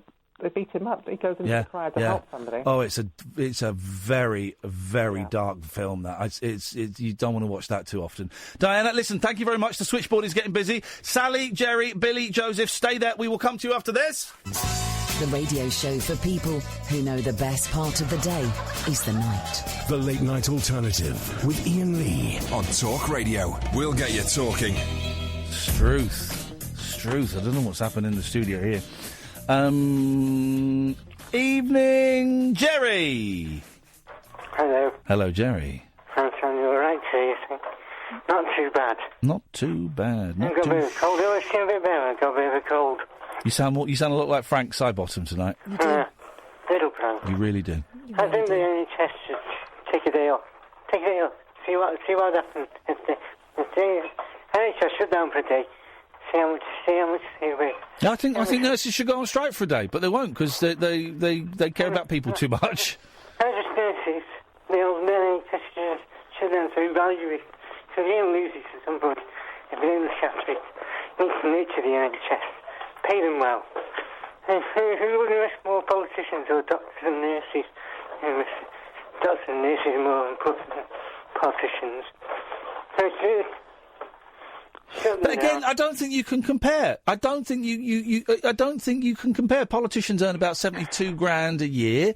Do you know what? I think for the job they do, I actually think that's significantly under what perhaps they. Assuming they do it. Yes, assuming they do. If they do the job, but then that's the same for a lot of jobs. You know, I think if they do the work that they do, and there are a lot of good politicians, this is the thing. Then I think they're worth $70,000 a year. I think that they're worth that. Everyone has this thing about well, the Prime Minister earns £135,000 a year, and anyone who earns over tough. Why is that the barometer of what people should earn? Also, the Prime Minister knows full well that once their career is over in politics, they will earn loads more than that. In, man. So I don't think comparing, saying, well, the MPs earn $73,000 and nurses only earn $23,000, whatever it is. I don't know the exact figures, guys. I think that's an irrelevant comparison. We should still be fighting for nurses to get more. I'm just saying we need to show a lot more respect to nurses.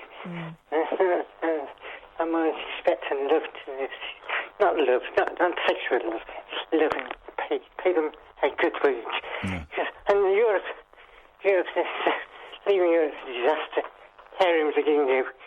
The UK is going to go down and they're going to struggle to find people to man the coal faces anywhere. I mean, this care centre relies heavily on Europeans, from Europeans are all the care centres rely on Europeans, and when we stop Europeans coming in, we're screwed. My mum is screwed. You're screwed. I'm screwed. I'm screwed. We're all screwed because they do all the crap jobs that no one else wants to do. Well, the British workers will just say British workers won't want to go and wipe my mum's backside. They won't want to do it for the money that they're offered. Romanians are good workers in Belarus, and all those good workers. Good workers. So we need as many of them to come. We need more of them to come. We need more of them to come. To use jobs we hate. Like Mr. Muscle. Sorry? I got an idea for a show. Mr. Muscle? I got an idea for some it might give them off with some drugs. I need prescription drugs. Did you say masturbate on drugs? No. That's what I heard, Jerry, and what I heard is what is real. Slots. Things to do. You could do swap shop. People that's how well now and these people trying to swap their crap for something they want. Like ski electric or something. Ski electric or something. 60 fuels. More long term. Could have Iain Lee Page. Right, now you're just being weird. I'm thinking more against all my drugs. All right. I think, we got that. Clear as a bell every time. Let's try Joseph. Good evening, Joseph. Joseph? Hi, hello. Oh, hello, Joseph. Hi, hello, hi. I haven't, to be honest, I haven't been listening to all of that. I listened to what this person was just saying before about all the complaints and that, but this is the first time I've ever got through to talk radio. Well done, Joseph. I just want to actually just say I've had a lot of points, and I'm what you call the, not the newer generation. I turned 30 yesterday. Well, you're the old generation. You're not. You're old, man. I say I'm old, yeah, but I'm still with the new generation. I still talk to them, and I know what they're all about. They don't want to hang out with you, though. The new generation are going, I wish this old fart would get lost. My sister's a nurse. I just want to say my brother's a black cabbie. Me, I'm just recovering from being in a coma for a year. Wow, dude! Can I ask why you were in? Why were you in a coma? Encephalitis. No, I don't know what encephalitis is. Obviously, it's a disease. What is that? Swelling of the brain, which caused me epilepsy. Mate. Just basically water on the side of my brain. But I'm all right. Don't worry. I'm tougher than that. Well, in that case, you're surely you're 29 then. If you're in a coma for a year, I don't think you get older in a coma, do you? No, I don't know. Listen, I'm not a snowflake. I don't want to dwell on it. You know what I'm trying to say? And you don't have to. Obviously, I've never spoken to anyone who's been in a coma for a year. That's why I was asking. But you carry on, man. No, that's all right. That's why I've just got. You actually got time for me. I can't believe it. You actually got time to speak to me. Thank you very much. Why would I not have time to speak to you? Oh, no, that's nice. No, that's nice to know because I've been rushed a lot of times trying to. There's no rush here, man.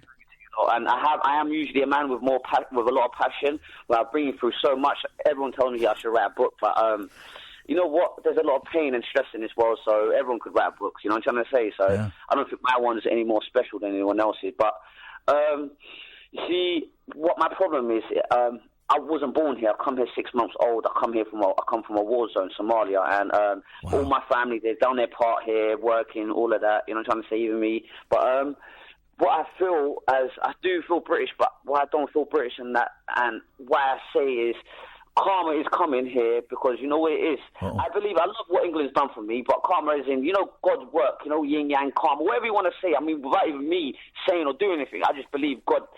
I believe God, but you could say a more higher power or whatever. Okay. Well, what is coming here then? Something bad? No, come here like this. I mean, just in general. Come on, you know history. You must have done history. No, but I don't know. I'm just trying to.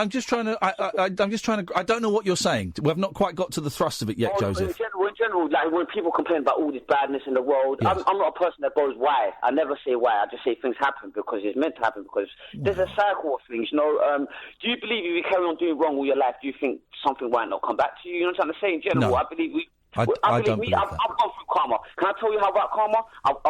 I've been shot. I've been stabbed. What did you do wrong to get you in a coma for a year? I say I've done a lot of badness as a young person. What did you do that was so bad that you deserve to be in a coma for a year? You know what? Listen, let me say. What would I say? I've done a lot of bad. Listen, I was bad to my parents. I didn't respect them. Hang on, but loads of people disrespect their parents. They don't get put in a coma for a year. I fully respect my parents. What would I say? I was a little hood rat, which you would like to say. Hood yes. Rat, I like that phrase. You know what I'm trying to say? I deserved everything I've got. Let me tell you that. You didn't deserve that. Here's the thing. You didn't deserve to. You didn't deserve to be in a coma for a year just because you disrespected your parents. Otherwise, I wouldn't be as humble as I am now.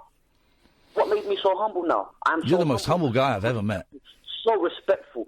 Listen, I am scared to do it wrong because I know it'll come back to me. How about that? You know what I'm trying to say? Okay. But you know what it is? Things have to happen to us. You know what I'm trying to say? For us to learn. That's why you smack a kid and they will learn. No. Not now, I'm just saying. Old school. You know what I'm trying to say? Parent. Joseph. You don't. Here's the thing. You don't have to smack a kid for them to learn. I've never smacked my kids, and I'll never smack my kids as. Beat them up. You remember? Look at my word terminology. I said. Anyway, that's the smaller thing, but I'm just trying to say... the kid that gets smacked won't think it's a small thing, but yeah. But why is there... If there's no such thing as punishment, why is there prison then? Hang on a minute. But punishment doesn't necessarily mean smacking a kid. I punish my kids, but I don't smack them.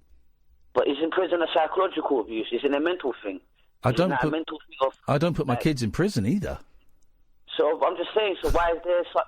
Oh, well, you're a very humble guy. You're a very nice guy. If only the whole world was like this. If only the whole world was like you. I'm enjoying chatting to you, man. I'm enjoying chatting to you. There's no rush. We've got plenty of time. No, that's all right. That's all right. It's just that a lot of things on the news and the world, it's not fair.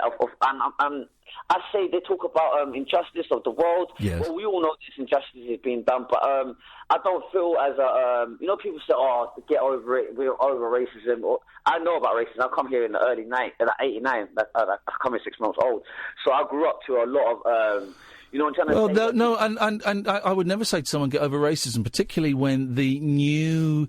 One of the new advisors promoted to UKIP is on the record. I've seen the video of describing Somalians as savages. Now, that if that's someone who's highly looked up to by some people. Somaliland.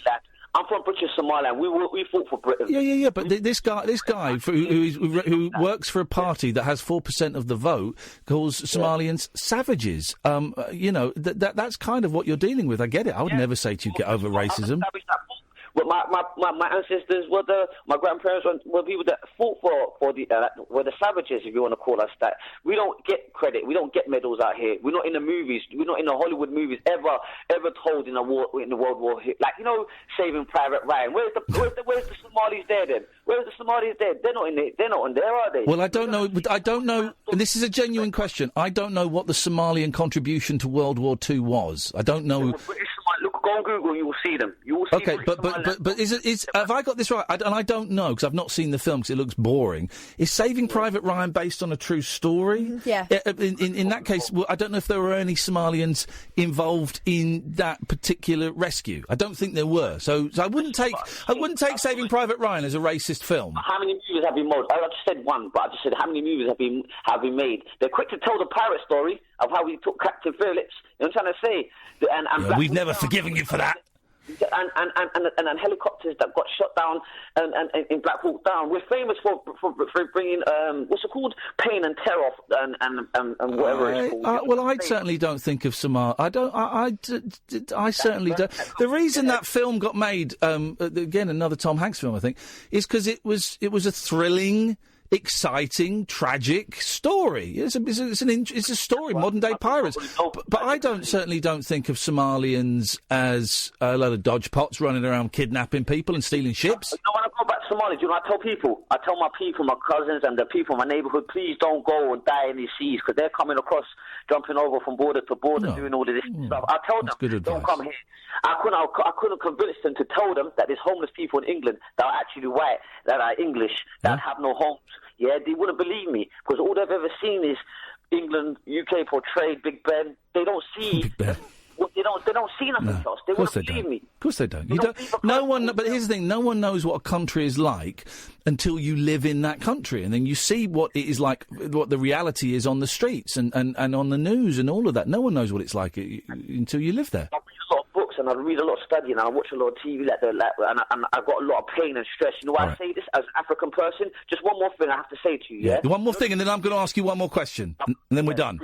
You know the British Museum and all of this, yeah? Well, I went there as a little kid and through my primary school and all of this, yeah? As an African person, yeah, I saw them debating about how they should not give back the Ethiopian gold because they might steal it. How can you steal your own stuff?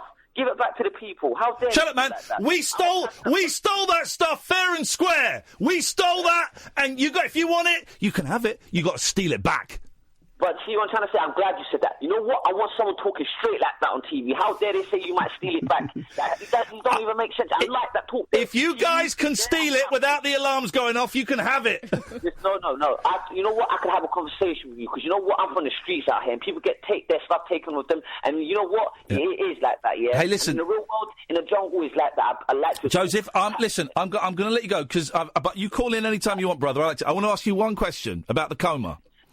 Yes. Could you hear people talking to you when you were in the coma? No, but I didn't remember my mother when I woke up. Wow. And I remembered I had selective memory. I remembered everyone else. So. Wow. Yeah. Hey, listen, man, give us a call again, won't you? I've really enjoyed it. All right. Thank you, mate. Cheers. Bye-bye. What a nice guy. What a fascinating guy. Terrible. Absolutely fascinating. Disagree with him on a lot, but very polite little tussle there, little verbal tussle, and in a coma for a year. Wow, he's got a lot of ideas running through his head, that guy. He has. There's a lot to say for himself. He's bright. Quite right, too. And it's that whole thing like of that. I like that. seeing yourself or not seeing yourself represented in popular culture, right? Yeah. And there's only one side represented. I get it. I've never seen Saving Private Ryan. It looks. I have. It's good. Oh, shut up. But it's about, a load of Americans. It's boring. Good evening, Jack. Hello, Iain and Kath. Hello, Jack. Hello, Jack. Hello. Earlier on, you're on about Dave Hill Yes. with Diana. And I've got to say, I wasn't born when Slade were around, but, I've kind of grown up. My dad got me into a lot of older music. Yeah. And I think Slade are a fantastic and somewhat slightly underrated band who seem to be known for Christmas. Yeah. But they have some fantastic songs. And what I wanted to talk about is... when I was about 17 and I was at college, I was allowed to interview Noddy Holder. Yes! Wow. See, I've not done Noddy. You've worked with Noddy, haven't you, Kath? I've been to the pub with Noddy Holder. And you've interviewed Noddy, Jack, and I've not been able to get Noddy on this show yet. Go on, what was he like?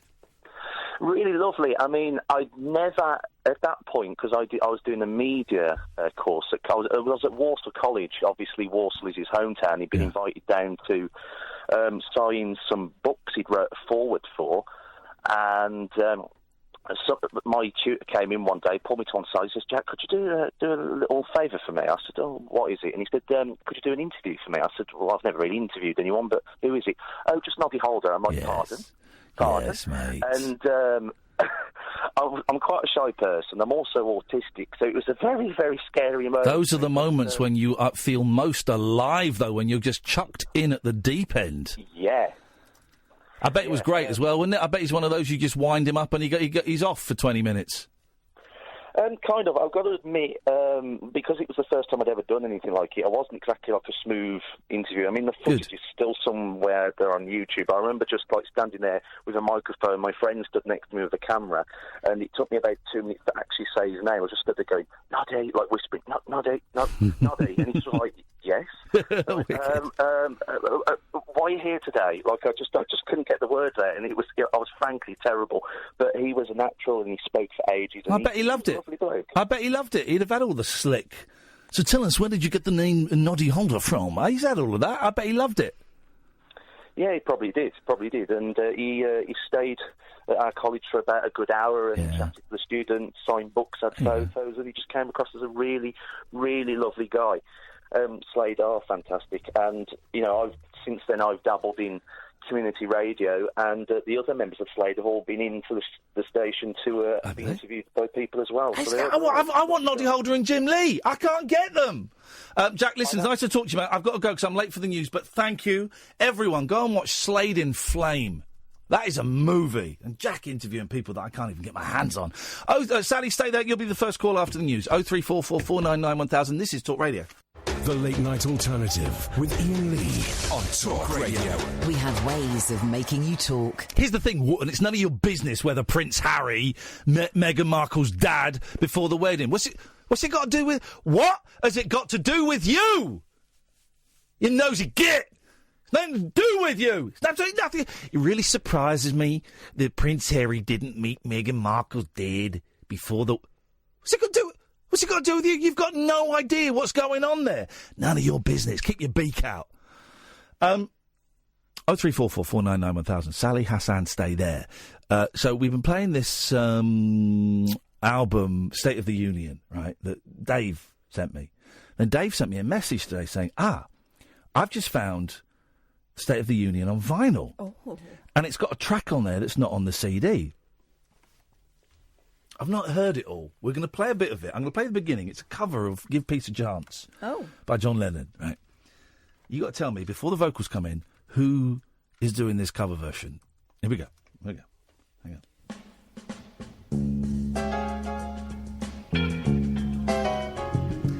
Aretha. Nope. Everybody's talking about baggism, shaggism, draggism, maggism, braggism, taggism. This is some daddyism. Isn't it the most hurricane? It's about to get to the vocal. Any ideas? You never guess it. Shall I tell you? James Brown.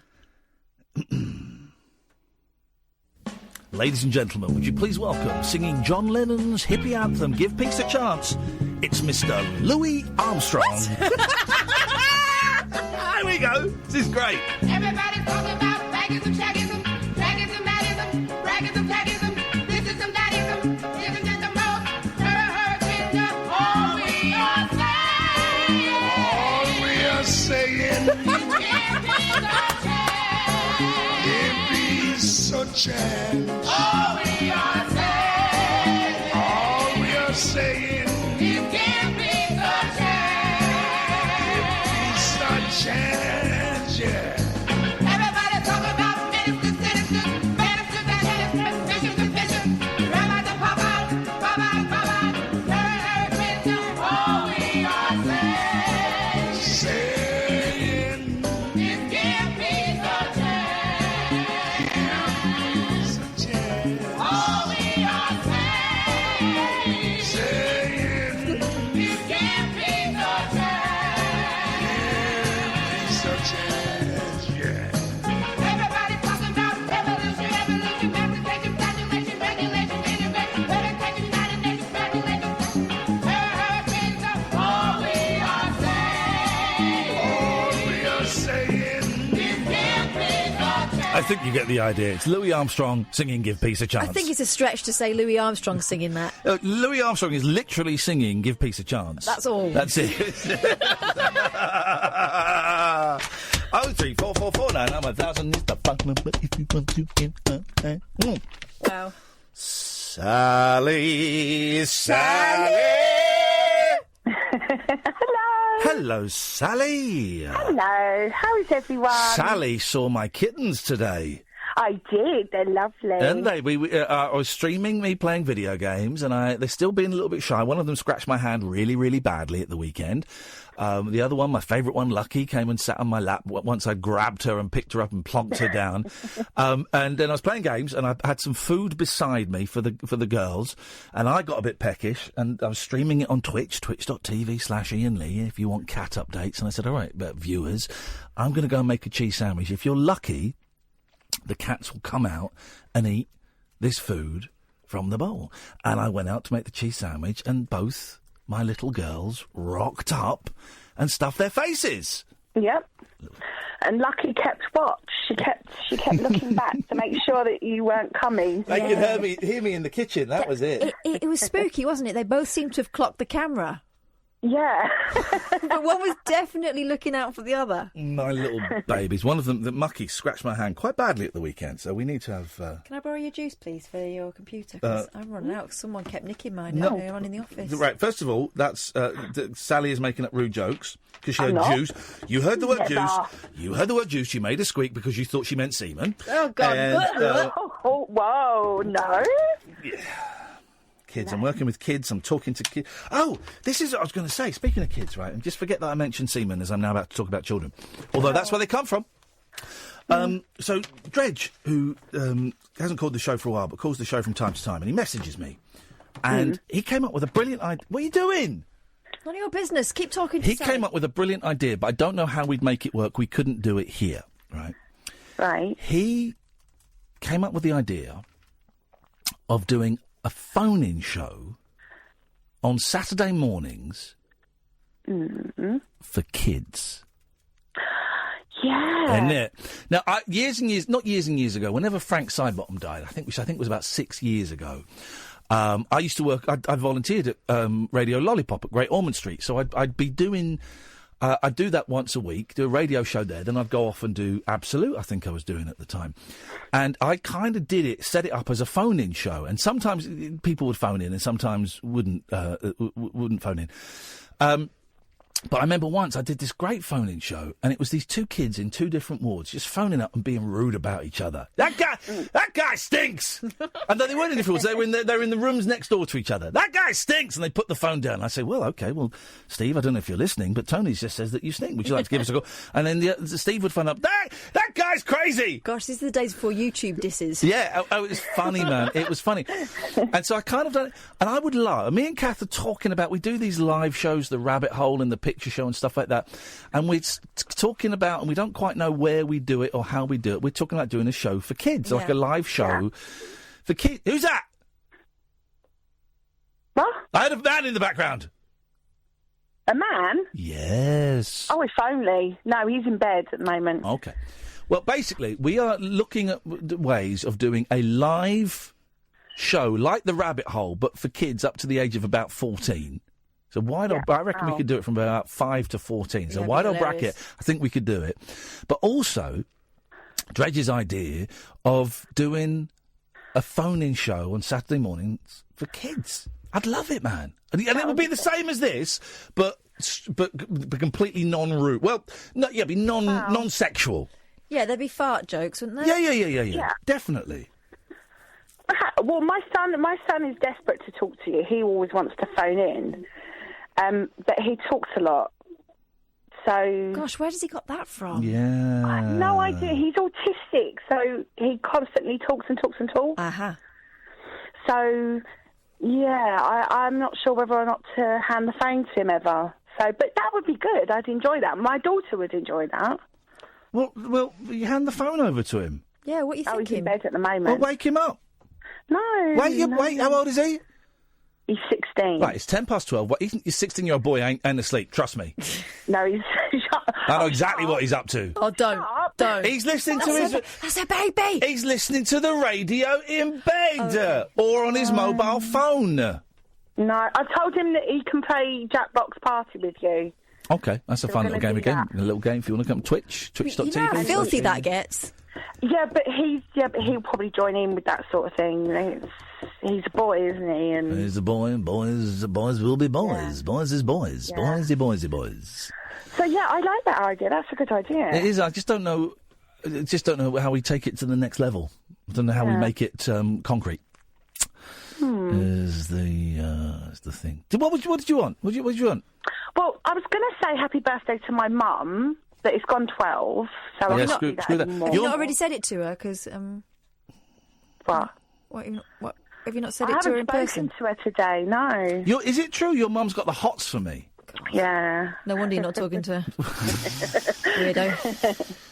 Oh, I have the hots for him too. Oh, flipping heck. Two weirdos. There we go.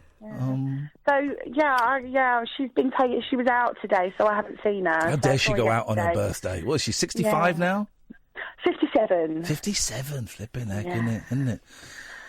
And also, I was going to ask you, what are you doing about the logbook? What's happening with the logbook? We've got both logbooks. And I fully intend to burn them when Catherine gives me the other logbook. I will burn them together, but you need to give me the other logbook that you snafooed. I think you need to calm down a little bit before we discuss this. I'm going to burn both logbooks, like the KLF burning £1 million. See, I wanted to do something for them. Tough, yeah, I bet you did. And I bet what you wanted to do was sit on them for 6 weeks and drive me out of my mind. Like everybody else, like every other loser. No, I wouldn't do that. And then we get Lou. Well, I don't actually need the logbook. Shut up. Lou, shut up now, who kept the logbook for... I'll be the best at the logbook for you, Ian, if you just give it over to me. Sound like Eamon Holmes. Kept it for 6 weeks. I don't know what he sounds like. He's never here. But kept it for 6... Too poorly to come in. He doesn't open his own door either. Hello, is that Denny Morris? Hi, it's Eamon. No, I won't be able to come in today. I got a sore throat. No, I know I was on this morning, I was fine there, but I got a sore throat from David Cassidy. And then he thinks he's put the phone down and you hear him go, "OK, Ruth, we're off to Vegas." Why does he put on an American accent? Anyway, what was I talking about? I was talking about something really important. Logbook. Logbook, yeah. No. Oh, yeah. So, shut up! Will you be quiet? Oh, my headphones are really loud. That's your problem. So Lou, who basically killed the whole logbook project, right? Then she lives in... What?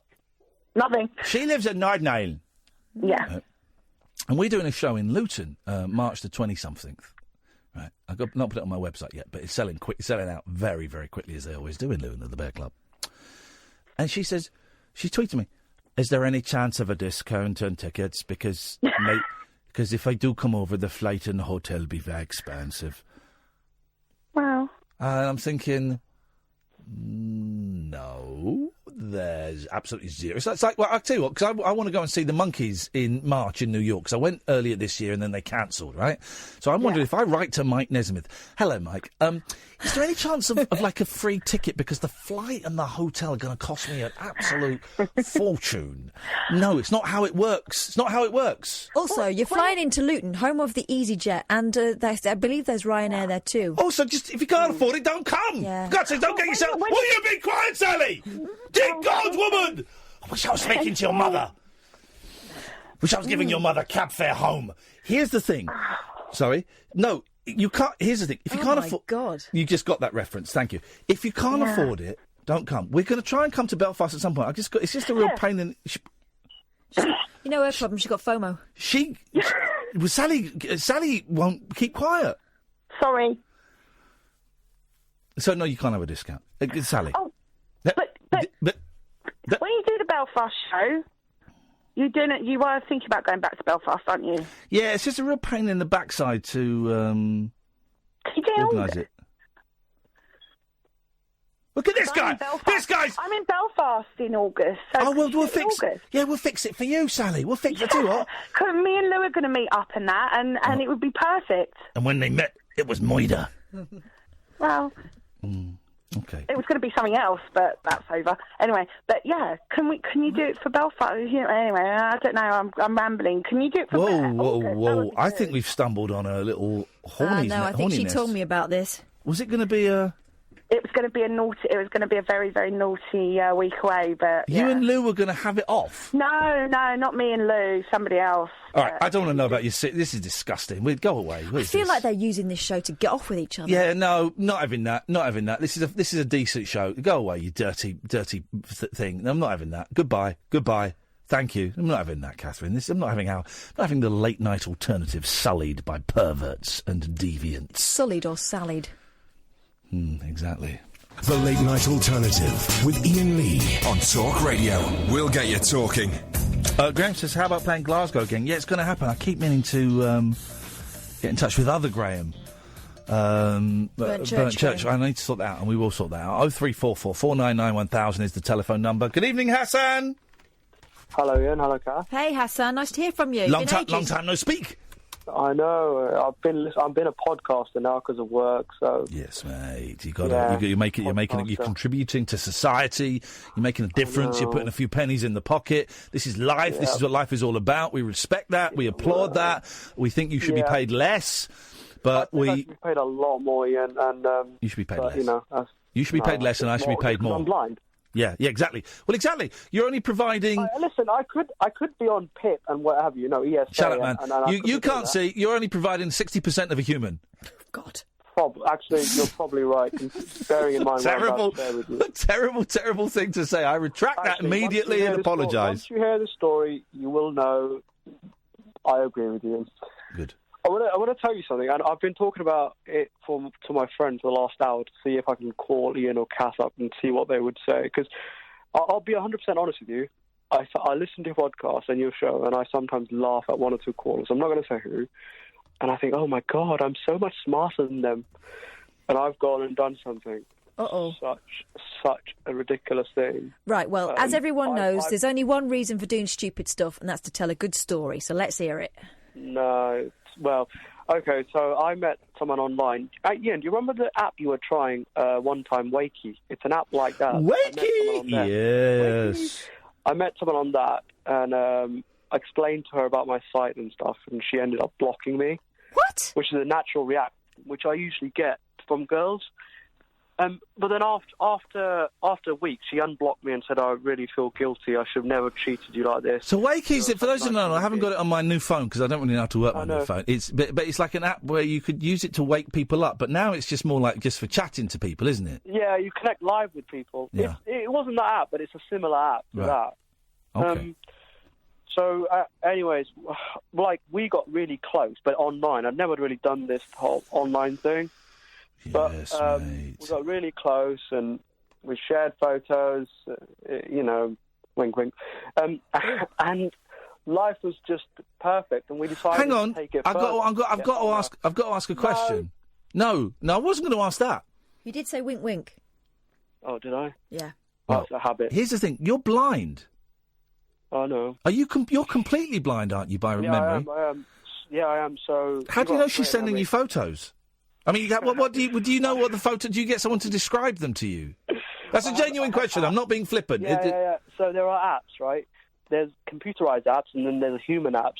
The computerized apps will tell you minimum details like a girl in red top. There's human apps that volunteers around the world will pick up the photo and describe whatever you want. Whoa! Oh, Chihuahua! Man alive! I want a piece of... What is the app called? Be Specular. What? Be Specular. BESPECULAR. Right, hang on a minute. I'm getting me a piece of this You pie. could be a volunteer. I want some people. I'm going to send myself dick pics and get them to describe it to me. Oh, you weirdo. Yes. Hang on a minute. No. Don't talk. Don't talk. Stop talking. I'm googling. Be specular. One word. Yes, mate. Be specular. There's one here. Be my eyes. Be my eyes is another one. Which is the best one to get people to describe pictures, and will they describe rude pictures? Be specular. Will they describe rude what pictures? You send photos on. Well, I'm not sure they'll describe rude pictures. They won't do that. Well, they'll just suspend you. What do you mean suspend me? Well, they'll just ban your account. It's a free account, but like if you send inappropriate photos. This is amazing. All right, I'm downloading. Hang on, parental guidance. Right, install. I'm installing. This is amazing. All right, let's. You've just turned my real story into a laughing stock now. No, we don't. Not yet. We haven't. Not yet. Cheers. Right, hang on. Okay, you tell your story while I'm downloading it. Okay, so she's sending pictures and you're getting someone else to describe them. Well, yeah, but I mean, yeah. But what I meant is just life was getting serious. I got her to speak to my family, but we knew that her family would say no because of me being blind. It's always been a stigma in my community that if you're blind, it's because you were a sinner or something, isn't it? That was the. Well, I don't know if they think that. There's black magic related and all that nonsense. Yeah, and then we knew that, and she knew that as well. But she said, like, look, I think we should take it to the next stage. We should meet. And I said, yeah, I agree. She knew I was independent, so I was like, I'll travel to your country. Where is she? Where is she? Pakistan? Well, she is Pakistani, but she lives in Qatar. Okay. I'm just going to sign So up. I booked flights, hotel. I went shopping on Wednesday for her. So I spent almost close to £1,000 on this trip. And Friday night, I just got a feeling that she'd found someone else. Saturday morning, I approached her with that topic and I said, I think you've met someone. And she said, yes, I have. And I said, when were you going to tell me? She said, I don't know, but this has got to end. And I know we've made this light-hearted, but I've literally been in tears since Saturday. I bet you have. I've done what you always recommended, Samaritans. I feel very ashamed of coming on to share this story with you, and I am genuinely ashamed that I could fall for such a trap. She didn't get any money out of me, but... Oh, hang on. What, are you saying this was a scam? Or she genuinely fell in love with someone else? What, over one night? Well... She fell for another guy, but she said it's because... She said, I've not fallen for him, but it would be a lot easier. I want to lead a normal life. And the thing is... So hang on a minute. I need to... I'm slightly confused. So you're saying it's not a scam? No, I'm just saying I feel foolish for having booked flights, tickets on the basis of someone telling you they love me and they. Oh right, you have splashed out a few quid. Yeah, close to 1,000. And is she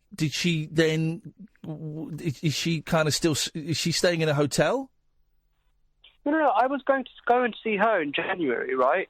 I spent the money to go and see her in her country. Yeah. Oh right. So I'm the one who's wasted the money because she's now no longer with me, so to speak. Okay. And mate, is it that she? That she just didn't fancy you when she met you? No. What I'm saying she's been claiming that she's in love with me to the very last minute. Yeah. So what? I don't understand. I'm missing something here. What changed? Right, you are right. What changed is on Friday night. Yes. She met someone. She actually did meet someone. liked. All right, okay. I thought you were saying that was bullshit. She actually met someone online. Again, online. But he lives in her country, but studies in Canada, right? Yeah. But she met him on Instagram. They swapped numbers. They were talking all night. Saturday morning, I realised there was something sketchy going on. I said, I think you've met a guy. I just want yes or no. She said, yes. I said, you've been talking to him all night? She said, yes. I said, why? She said, because it would be a lot easier than being with you. So let me go. Well, that sucks. And unfortunately, that's life. So what you gonna? I don't mean that to sound cold. Unfortunately, that is life. Quite often. Is it? What can human beings do that? Yeah. Like, how can one? I could never do that to someone. Well, I think online makes it easier to do stuff like that to each other. Yeah, they can. They can. But that's why I feel even more foolish. No, but you have no reason to feel foolish or ashamed. No reason whatsoever. She messed you around. And actually, maybe it's better that you find out before you go over there than... Well, she wasn't even going to... Catherine, she wasn't even going to tell me. Like, on Saturday, I sound like Sue now. Oh, God. No, you don't. Susan. But on Saturday, she messaged me going, oh, you're right, babe, and all that kind of thing. I was like... Yeah. I said, hold on a second. And I was a bit moody, She said, why are you moody? We've only got 28 days left. We've got to work. We've got to stay positive. Meanwhile, she was setting herself up with another guy. Like, that's low. Do you know what it makes me wonder? Whether she's real. And I don't mean that whether she's... no. I wonder whether she got cold feet because she thought you were going to discover that she's perhaps not how she represents herself online. Maybe this guy's made up. No. No, she's not. Her photos and stuff are real. I mean, honestly, my sister's spoken to her, so you could doubt my side. You can't doubt. No, I'm not doubting you at all. I'm just saying that online people can be whoever they pretend to be. I know. But I'm still not getting this. I'm still missing something. How? What? What are you missing? Well, I don't know. Don't get angry with me, dude. No, I'm not angry. Well, you are. Right. So you'd never met... Had you met her before? Had you met her before? No. Right, so you flew... Right, so when did you go over there? No, I was meant to go January 2019. Right, so when have you met... So have you met her yet? No, that was going to be our first meeting. Right, I thought you'd met her. Okay, right. No, we met online. So well, how do you know that she's actually met someone else? Right, okay, this is going to sound... Right, on Friday night, as I said... She was on WhatsApp for 4 hours continuously during the night. That doesn't really mean anything. That doesn't mean anything because you can have your WhatsApp open and it doesn't mean that you're necessarily messaging other people. No, I know. But But on Saturday morning, I said to her that you have met another guy, and she said yes. And she said he lives in Canada, but lives in Qatar, and I was talking to him all night. It would be a lot easier to be with him because he is local. All right. Well, then that sounds like she's a bit cold and a bit heartless, and she's made her decision. And as much as it does happen, it happens quite a lot actually. And slightly similar thing happened to me a long time ago.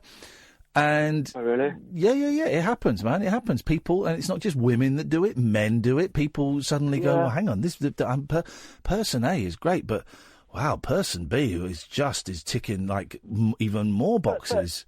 That Ian, happens. How do you, Ian? I know the answer to this, and I sound foolish, but like the quotes and the lines, the dialogues that she came out with. So I was like, I can't see. What if I lost my job? She was like. If you lost everything in the world, I'd beg you on the streets. Okay, well, here's the thing, right? When love affairs break down, and they do, I'm getting divorced. I've been through breaks, and all of those love letters, all of those whispering in the dark, "I'm going to be with you forever. I want to grow old with you." All of those things kind of crumple away, and you try and pick them up, and they collapse in your hands. And one of the things that I have I've been able to do through experience of over 30 years of getting dumped and relationships ending is one has to kind of let go of all those moments when you said, listen, I stood in a church in front of family members and said, I'm gonna love you forever until we die. And that didn't happen. And then you kind of have to go. But here's the thing, that doesn't mean it wasn't meant at the time. Exactly. And no one's foolish in that scenario. You go with what you feel, and that's the way you have to live. The alternative is you never trust anyone. Well, I got to that stage, and then I was like, if I don't trust her, I could be letting go of the best thing in my life. Okay. That's the thing. And was it great when it was working? Yeah, but I mean, we hadn't even met yet. Well, that's fine. Almost meeting is irrelevant in 2018. Was it great when it was? Contact now. Was it great when it was working? Yeah. Right. Fine. Then you need to learn to, and I don't say learn as in a patronising way, but you need to learn to hold on to that and enjoy and appreciate that. And you're allowed to cry, and you're allowed to kick stuff, and you're allowed to swear, and you're allowed to call her, not to her face, but you're allowed to call her when you're on your own or when you're with really good friends, all of the names under the sun that you want to. That is perfectly allowed to do that. Don't do it to her because that's not fair. You're allowed to write her a letter or an email and saying, look, this is how I feel and it feels a bit shitty and I kind of have to accept what you're allowed to do that as long as you don't abuse her, as long as you don't threaten her, as long as you don't continually harass her. You're allowed to have one last, I would suggest, Catherine, one last kind of dump of how you're feeling and how you've been made to feel as a result of that situation. And then also, and this is really tough, Kerry is who I'm thinking of the first time I got really badly dumped, was learning to accept it and learning that whatever I did wasn't going to change her mind. And I can see now, as a 45-year-old man, I can see that she was a 17, 18-year-old girl. I was going to have no way of changing her mind, and I had to totally respect her decision and let her get on with it, and it destroyed me, and it was horrendous, and I wanted to die, and I couldn't see any point in living, and I got really, really drunk that night, like painfully drunk that night. And that's what I want to do. Well, do it. Yeah. Well, if that's what you want to do it. Here's the thing. I tell you what, you feel worse in the morning. I felt terrible the next day, awful. But that's what I had to do, and that was fine. And then But you don't want to be with someone who doesn't want to be with you. And better that you find this out now than when, heaven forbid, maybe it had worked out for this time. Maybe you got married and had a couple of kids, and then you discover that she's like that. Well, I mean, I don't know when she was going to tell me. She could have told me. It feels like she wouldn't have said anything unless you offered it up. She wasn't going to tell you. What if I'd got there? But that's irrelevant. That's irrelevant. Because it's irrelevant because you didn't get there. No. So you can't. Here's the thing as well. You can't stop doing the what ifs but maybe that you can't. You are where you are. I would see it as an escape, a narrow escape, and I know it doesn't feel like that at the moment. But honestly, well, I've got to somehow get the money back because everything I booked was non-refundable. Right. Well, then you might have to try and get the money back. Write him a begging letter. Tell him you're blind. Tell him you've had your heart broken. Tell him someone's. I'm going to play the blind card. Play the blind card. Tell him someone's died if you had to. Tell him the family members died and you've got to stay here. Whatever you got to tell him. But I suspect you probably won't get the money back unless you're lucky. Really? That's that. Yeah. But don't feel bad because that is just, sadly, it's part of the gamble when it comes to love, isn't it? No, do feel bad. Do feel bad. No, but he feels ashamed of himself and you shouldn't. I would say do feel bad. Soak it all up, man. You have nothing to be ashamed of, but soak it all up because these are the moments that make you the person that you are. These are the moments that turn you into the either the wonderful human being that you're going to become or the miserable old git. You've got a choice. Oh, soak it all up. Listen, you have nothing to be ashamed for, but you're gonna feel the shame for a bit. Fine, all right. Soak it up. Embrace it. You're gonna feel. Here's the thing. You're going to feel shit for quite a long time. And that's it. You're going to feel miserable for quite a long time. Here's the truth. Here's a promise I can make you. It will get better. It will get better. Of course it gets better. The same way when someone close to us dies, you feel awful. What's the point of living? It feels like there is a vacuum created. Here's the thing. You get better over time. As the cliche is true. Time is a great healer. Everything gets better. But you're going to feel lousy for a long time. So embrace feeling lousy. Listen to some miserable music, man. Make yourself cry. Put on, I don't know if you're into films, put on a miserable film. Put on a miserable audiobook. Put on a really miserable album. Go and listen to like a Neil Diamond album from the early 70s. Go and listen to some Joni Mitchell. Go and listen to Blue by Joni Mitchell again and again and again, and cry and cry and cry till you can't cry anymore, and then cry a little bit more. Because you're going to feel lousy. There is no way to avoid it. But I promise you will come out the other side. Yeah. You will come out the other side. They'll get to a point where you bore yourself, basically. And you go, right, I'm done with this now. I've fallen out of love with life. Like, the only reason I'm alive is because I don't want to see people like my nieces, me dead. That's the only reason why I'm alive. There's no joy. No, there is no joy. And you know what? There won't be joy for ages, months, possibly. Possibly there won't be joy for months. And then one day you'll find yourself laughing at, I don't know, Jeremy Kyle or something, and then you'll feel guilty because you laughed. You'll feel really guilty. I'm not supposed to laugh because I'm miserable. And then you'll feel miserable for another few weeks.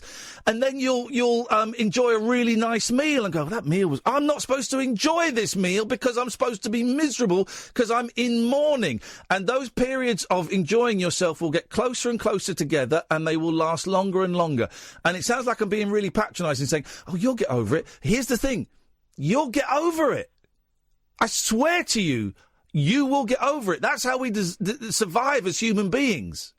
And that's not to demean what you're feeling. What you're feeling is real, and what you're feeling is the end of the world. I've been to the end of the world about 4 or 5 times in my life with relationship. It feels like the end of the world. And do you know what? I'm still alive, and I'm still alive, and I'm feeling all right.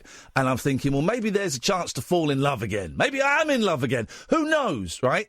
You'll get through this, man. That's a promise. Yeah, thank you both. And you don't believe it, and that's great. I don't. Yeah. No, you're not meant to believe it now. You're not meant to. I'm already on I was already getting CBT because I've suffered from depression, and now I know I've only got 3 sessions left, and the woman's putting quite a lot of pressure on me to feel better. Because she's done. She is, and now I'm going to go back to her and saying, "Oh well, I'm shittier than ever before." Screw her. It's not about her, is it? It's not a competition. It's not a race. It's not about her ticking a little box saying, well, those 12 sessions worked. I fixed another one. Screw her. No, it's not, man. Screw her. It's about you. And if you feel worse at the end of those sessions, then you stand up loudly and proudly and say, do you know what? I appreciate the time that you've given me, 45 minutes, 50 minutes. 50 minutes, that's a therapy hour. At 50 minutes for the last 12 weeks, I really appreciate it. But you know what? I want to die, and I feel even worse than before I came in. Thanks very much. And go out and slam the door. You're allowed to do that. You haven't got to pretend to be happy for anybody. And I know you cannot hear what I am saying, but trust me, man. Trust me. I'm an old man and I've been through it, and you will feel better. I guarantee it. I guarantee it. It's a promise. I look forward, Hassan, to speaking to you in 6 months and you going, I'm all right. Because being all right will be better than where you are now, yeah? Yeah, man. Yeah. I look forward to, in 6 months, you're going to phone me and go, I don't feel great, but I feel all right. And then we'll play back this tape and we'll go, well, that's progress. And then in a year, you're going to phone me up and say, I'm feeling pretty good. I guarantee it. Fingers crossed. No.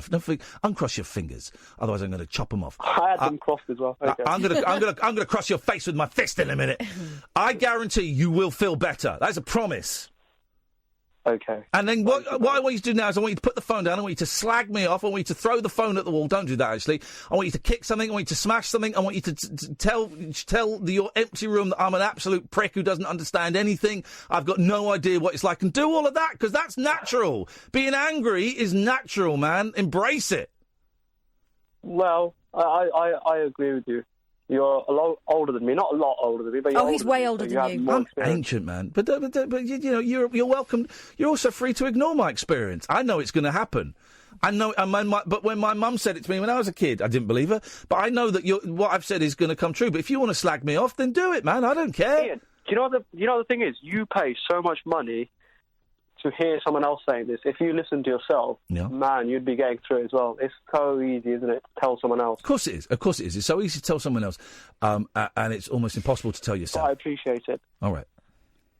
Good luck. I'm going to slam the phone. Go on, do it, man. Piss off. Well, trousers. He was a rude young man. I can see why she finished with him.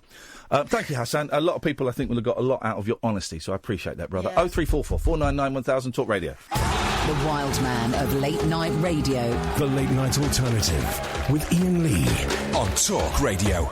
We have ways of making you talk. Hey Jim Jameson, sorry you're having a tough time, man, and I hope you can pull yourself out. But please don't call Hassan a hopeless case, and don't belittle what I was saying by calling them platitudes. That I take great offence at that. Jim says, "Don't give a hopeless case platitudes. This could be his last chance. You aren't qualified." If you're saying I'm not qualified because I don't have certificates, well, I have radio presenting certificates. We know that. But I'm not a qualified counsellor. But you're telling me I can't share my experience? What a stupid thing to say, man. I can't share my experience, strength and hope? Of course I can. I'm a 45-year-old man who's getting divorced. I've stood in a church in front of God and family and lied. I've got a lot of shame around that. I've had my heart broken. Of course I have. Kath has. We all have. Of course we can share it. What is the point of doing this show if we can't share our experience, strength and hope? Things get better over time. That may be a platitude, but do you know why? It's because it's true. So, Jim, listen, I appreciate that you're going through a really, really lousy time. And your tweets are about you. They're not about Hassan, and they're not about me. They're about you. I wish you success. I wish you joy, brother. I hope you can pull yourself out. If you want to give us a call, you're very, very welcome to. But you're firing your gun in the wrong direction by quite some considerable way. So put your gun down, take the bullets out, destroy your gun, melt the guns, and just you're having a pop at the wrong person. Is what I would suggest. Hassan is far from hopeless. Is the thing. So thanks very much indeed. 0344 499 1000 is the telephone number if you want to give us a call. Very welcome. Who's on tonight? Paul Ross? Paul Ross, Paul isn't Ross it? is back, yeah. Paul Ross is back. I can see Mark's doing an excellent job, by the way. His fingers are being worked to the bone on those keypads. Very bony fingers. Unlike Sam, who used to work here, who was a slouch, who was a slacker, who was an emo millennium. He was a scumbag, probably like Nickelback. Nickelback fan. Probably into sniffing glue or lighter fluid or whatever, Tipex, whatever it is they do these days. I don't know what that guy was up to, but I'm glad we got rid of him. He eats a lot of sweets. A lot of sweeties, man. A lot of sweeties. 0344 499 1000 is the telephone number if you want to give us a call. Don't forget, we've got podcasts coming out of our ears. There is a best of this show.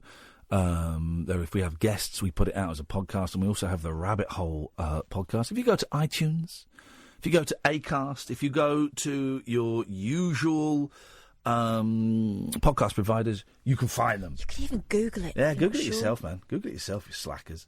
Good evening, David. Oh, hello, Ian. I just want to put something here. I don't want to be all depressing and miserable. Yeah. But I want your point of view on something. I'm going to put my view on it now. Give it to me, and my view is going to be put on it. Right, okay, nice one. Right, I was married for 22 years. Yeah. Right, but she was 10 years younger than me. Got a son of 21 years. As soon as my son turned 21, she aimed me out the ass. Oh. Literally out the ass. Nowhere to go, nothing. So, like, don't want to get right into it, but I've been living in the forest for off and on for over a year. But the thing is, my son used to say I was the best dad. I'm one of them dads. Every penny, time, everything I've spent on my boy. Right. Within 6 weeks, it stopped texting me. Right now, I heard nothing from him from over a year. What do you do with that? I know you give the advice to the other bloke. Did you say you're living in a forest? Yeah. I listen to you near enough every night. I don't want to be one of them depressing. Don't worry about that. Don't worry about that. His life in the world. Don't worry about that, because I'm fascinated, and this is all interconnected. So, but how are you living in a forest, man? Well, it's off and on. When it gets really bad and your sleeping bag gets wet, I sleep in someone's car. Someone lets me tip in the back of their car. Basically, I try to get. I used to live in Malden, and when she aimed me out, I was actually living in the car in the drive. And then she phoned the police up and said, I don't want him in the drive. And then she's weaponised everything. But I am. First of all, you gave that fella about anger's a good thing. Yeah. Right? I'm passionate about. I love my family. We've got 22 years. I thought we was happy. Right? And I showed my passion and tried to vent my anger, not maliciously. Well. And she's got a non-molestation order slapped on me. Okay, all right. From the old bill. All right. Well, hang on. Because when I was saying to Hassan that anger is a good thing, I meant that in that specific instance of being dumped in a way like that one was allowed to feel anger. But displaying that anger to another human being is perhaps not appropriate. No, this wasn't displaying. This was all verbal because it was all on video. I don't want to get into. This is how out of the blue it was. My boy has got his girlfriend he had a girlfriend down in Bournemouth at the university. We was booking a hotel so we could drive him down there safely. He could spend the weekend with his girlfriend and we'd have a weekend by the sea sort of thing. We booked that one day. The following day, she said to me a phrase that weren't out of her mouth, like they weren't her words. But as soon as I heard them, I knew it was completely over, dead, finished, and everything. I was aimed out. I was keeping in the car. Then she wanted me out of the car. And took the insurance off of it, so I couldn't drive it. Well, that's sneaky. Then ended up in the woods. Well, hang on a minute. There's so much here, and we've only got a few minutes left. No. That's what I didn't want to be. But the only thing I wanted to ask you is why wouldn't a son that's always said you've been the best dad in the world to me not contact me? What? I need to know why there's a restraining order. Were you violent with her? No, not at all. And this is the thing, because you don't get restraining orders are tricky to get. No, it's not a restraining order. What is it? No, it's not a restraining order, right? It's called a non-molestation order. She's got me 100 metres going near there. Now, she said that I've sent her over 1,000 texts, right? And I said, I didn't contest this with the court. No, there's been no police involvement. How many texts did you send her? Well, put it one way. She told me, right, she knows I'm living in the woods with nothing. I get a text through on my phone, right, saying, all your stuff is now in a storage unit at so-and-so, so-and-so. I ain't got no money to get it. This is 22 years of my life, right? And this ain't like we've had an argument. She said it, I walked out, that was it. Why did she want to end the marriage? Had she met someone else? Had you been cheating? No, younger bloke. Because what had happened was, I know you ain't got enough programme here, and I don't want to take your time up. I don't know if you got an email. I'll just send you the thing, like... Right, okay, all right, listen, right. You I've got no idea why your son doesn't want to talk to you. There are two things spring to mind. Three things spring to mind. One, she's bad-mouthing you. Right? And I'm aware I'm only getting your side of the story. So one is, she's bad-mouthing you. Two is, you have done something terrible that has upset him or annoyed him. Three is, he's ashamed of you living in the forest. Those are the first three things that spring to mind. There are probably other potentials. I don't know if any of those are true, if they're all... I don't know, right? I appreciate it. No, I'm not daft. You don't sound daft. You sound like a very sensible fella that knows how to survive. You sound like a survivor. In that sense. When was the last... People I love, and I live in a forest. So he gave you no indication that he was going to stop talking to you? Well, about a month before we split up, I noticed he was going a bit quiet. But he's just got his first girlfriend. He's moved. That's I sort of understood that. But the thing was, when we used to talk, he talked exactly like me. His views were from the age of 3, basically. Me and him spent every day together. Okay. Restoring classic. But what he actually is... When was the last time... like his mother. When was the... Hang on. Okay. When was the last time... You've got a phone, yeah? Yeah, I've got a phone, yeah. I'll charge it up on the chair on the corner. All right. When was the last time... the old motorbike place? No. When they used to... Oh. Right. When was the last time you phoned him? I text him every day. No. It's not and I leave a message on his answer phone every day. So you phone him up every single day? Yeah. In any of those... Yeah.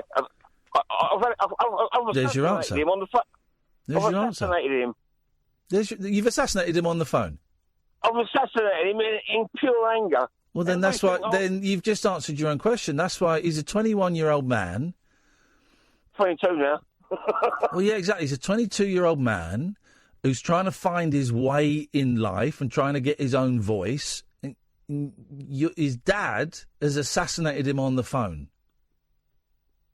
But we was close to that. It doesn't matter what the relationship was like when he was 8. He's a 22-year-old man now, and he's not an 8-year-old boy. When he was 8, I mean, all right up until the 21st of October, 2017, you couldn't have got... Why did you assassinate him on the phone? Okay.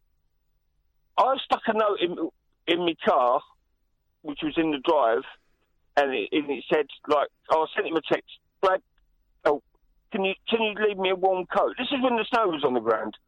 Right, can you dig me out one of my big warm coats and stick it in the car? This is before she moved everything out the house. No coat. Right? I tracked him down 6 months later and found him. Like, I was as nice as pie to him because he was with his girlfriend and I respect him. But what I said to him was, why no coat? He goes, I asked Mum to do it. And even his girlfriend spun around and went, why didn't you do it? Your mum don't want nothing to do with him. So, you get what I mean? This is why I don't know about it, whether she's... That's why I had to go at him, because I was literally ended up in hospital with a collapsed lung, which was the opposite one that I thought it was. Yeah. Mucus plugs and all that, because it's so cold. The hospital rung, like, my ex-partner and my son to say, look, he's in hospital here. Like, I don't know if you want to come. And they weren't interested? No. When my dad had a heart attack before I made peace with him, about 18 years ago, my dad had a heart attack, and someone I never knew had found my number on his phone and phoned me up and said, your dad's had a heart attack. I went, so? So?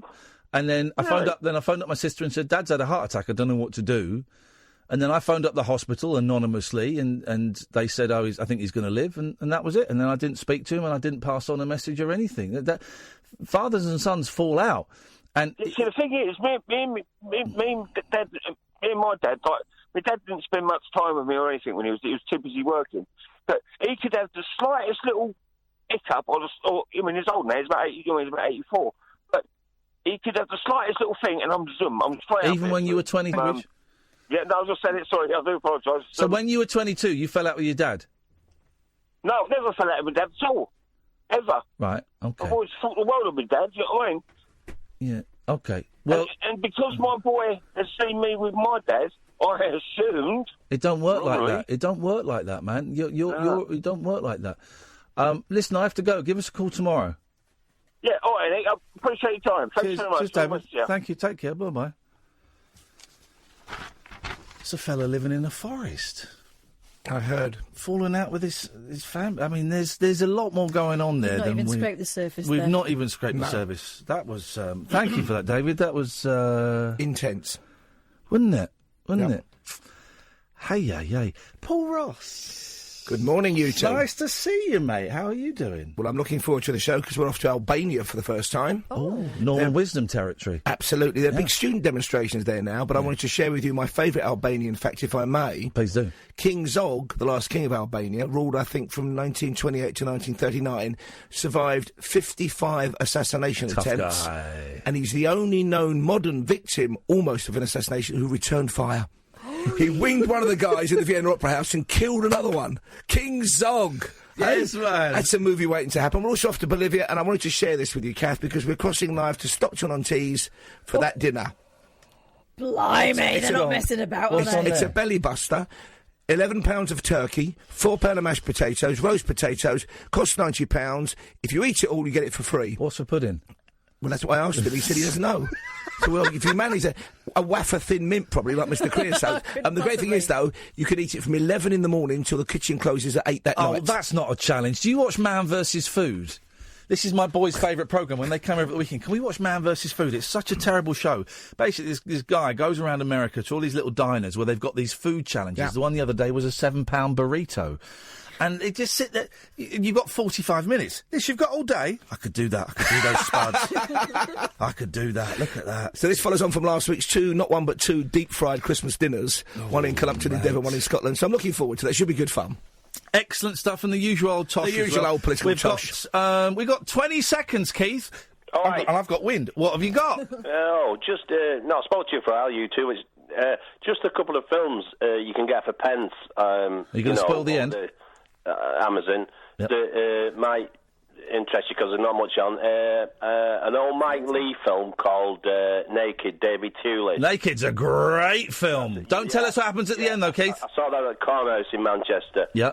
You've got 10 seconds. Holy Smoke, and that is Kate Winslet's first film after Titanic. And it's Harvey Have either of these films got a quote from Paul Ross on the front of the cover? Harvey Keitel, he's a cult exiter. Right, well, Keith, we're out of time. Don't take it Possibly the greatest cult exit film of all time. That's what I'd have said for the News of the World. This is Talk Radio.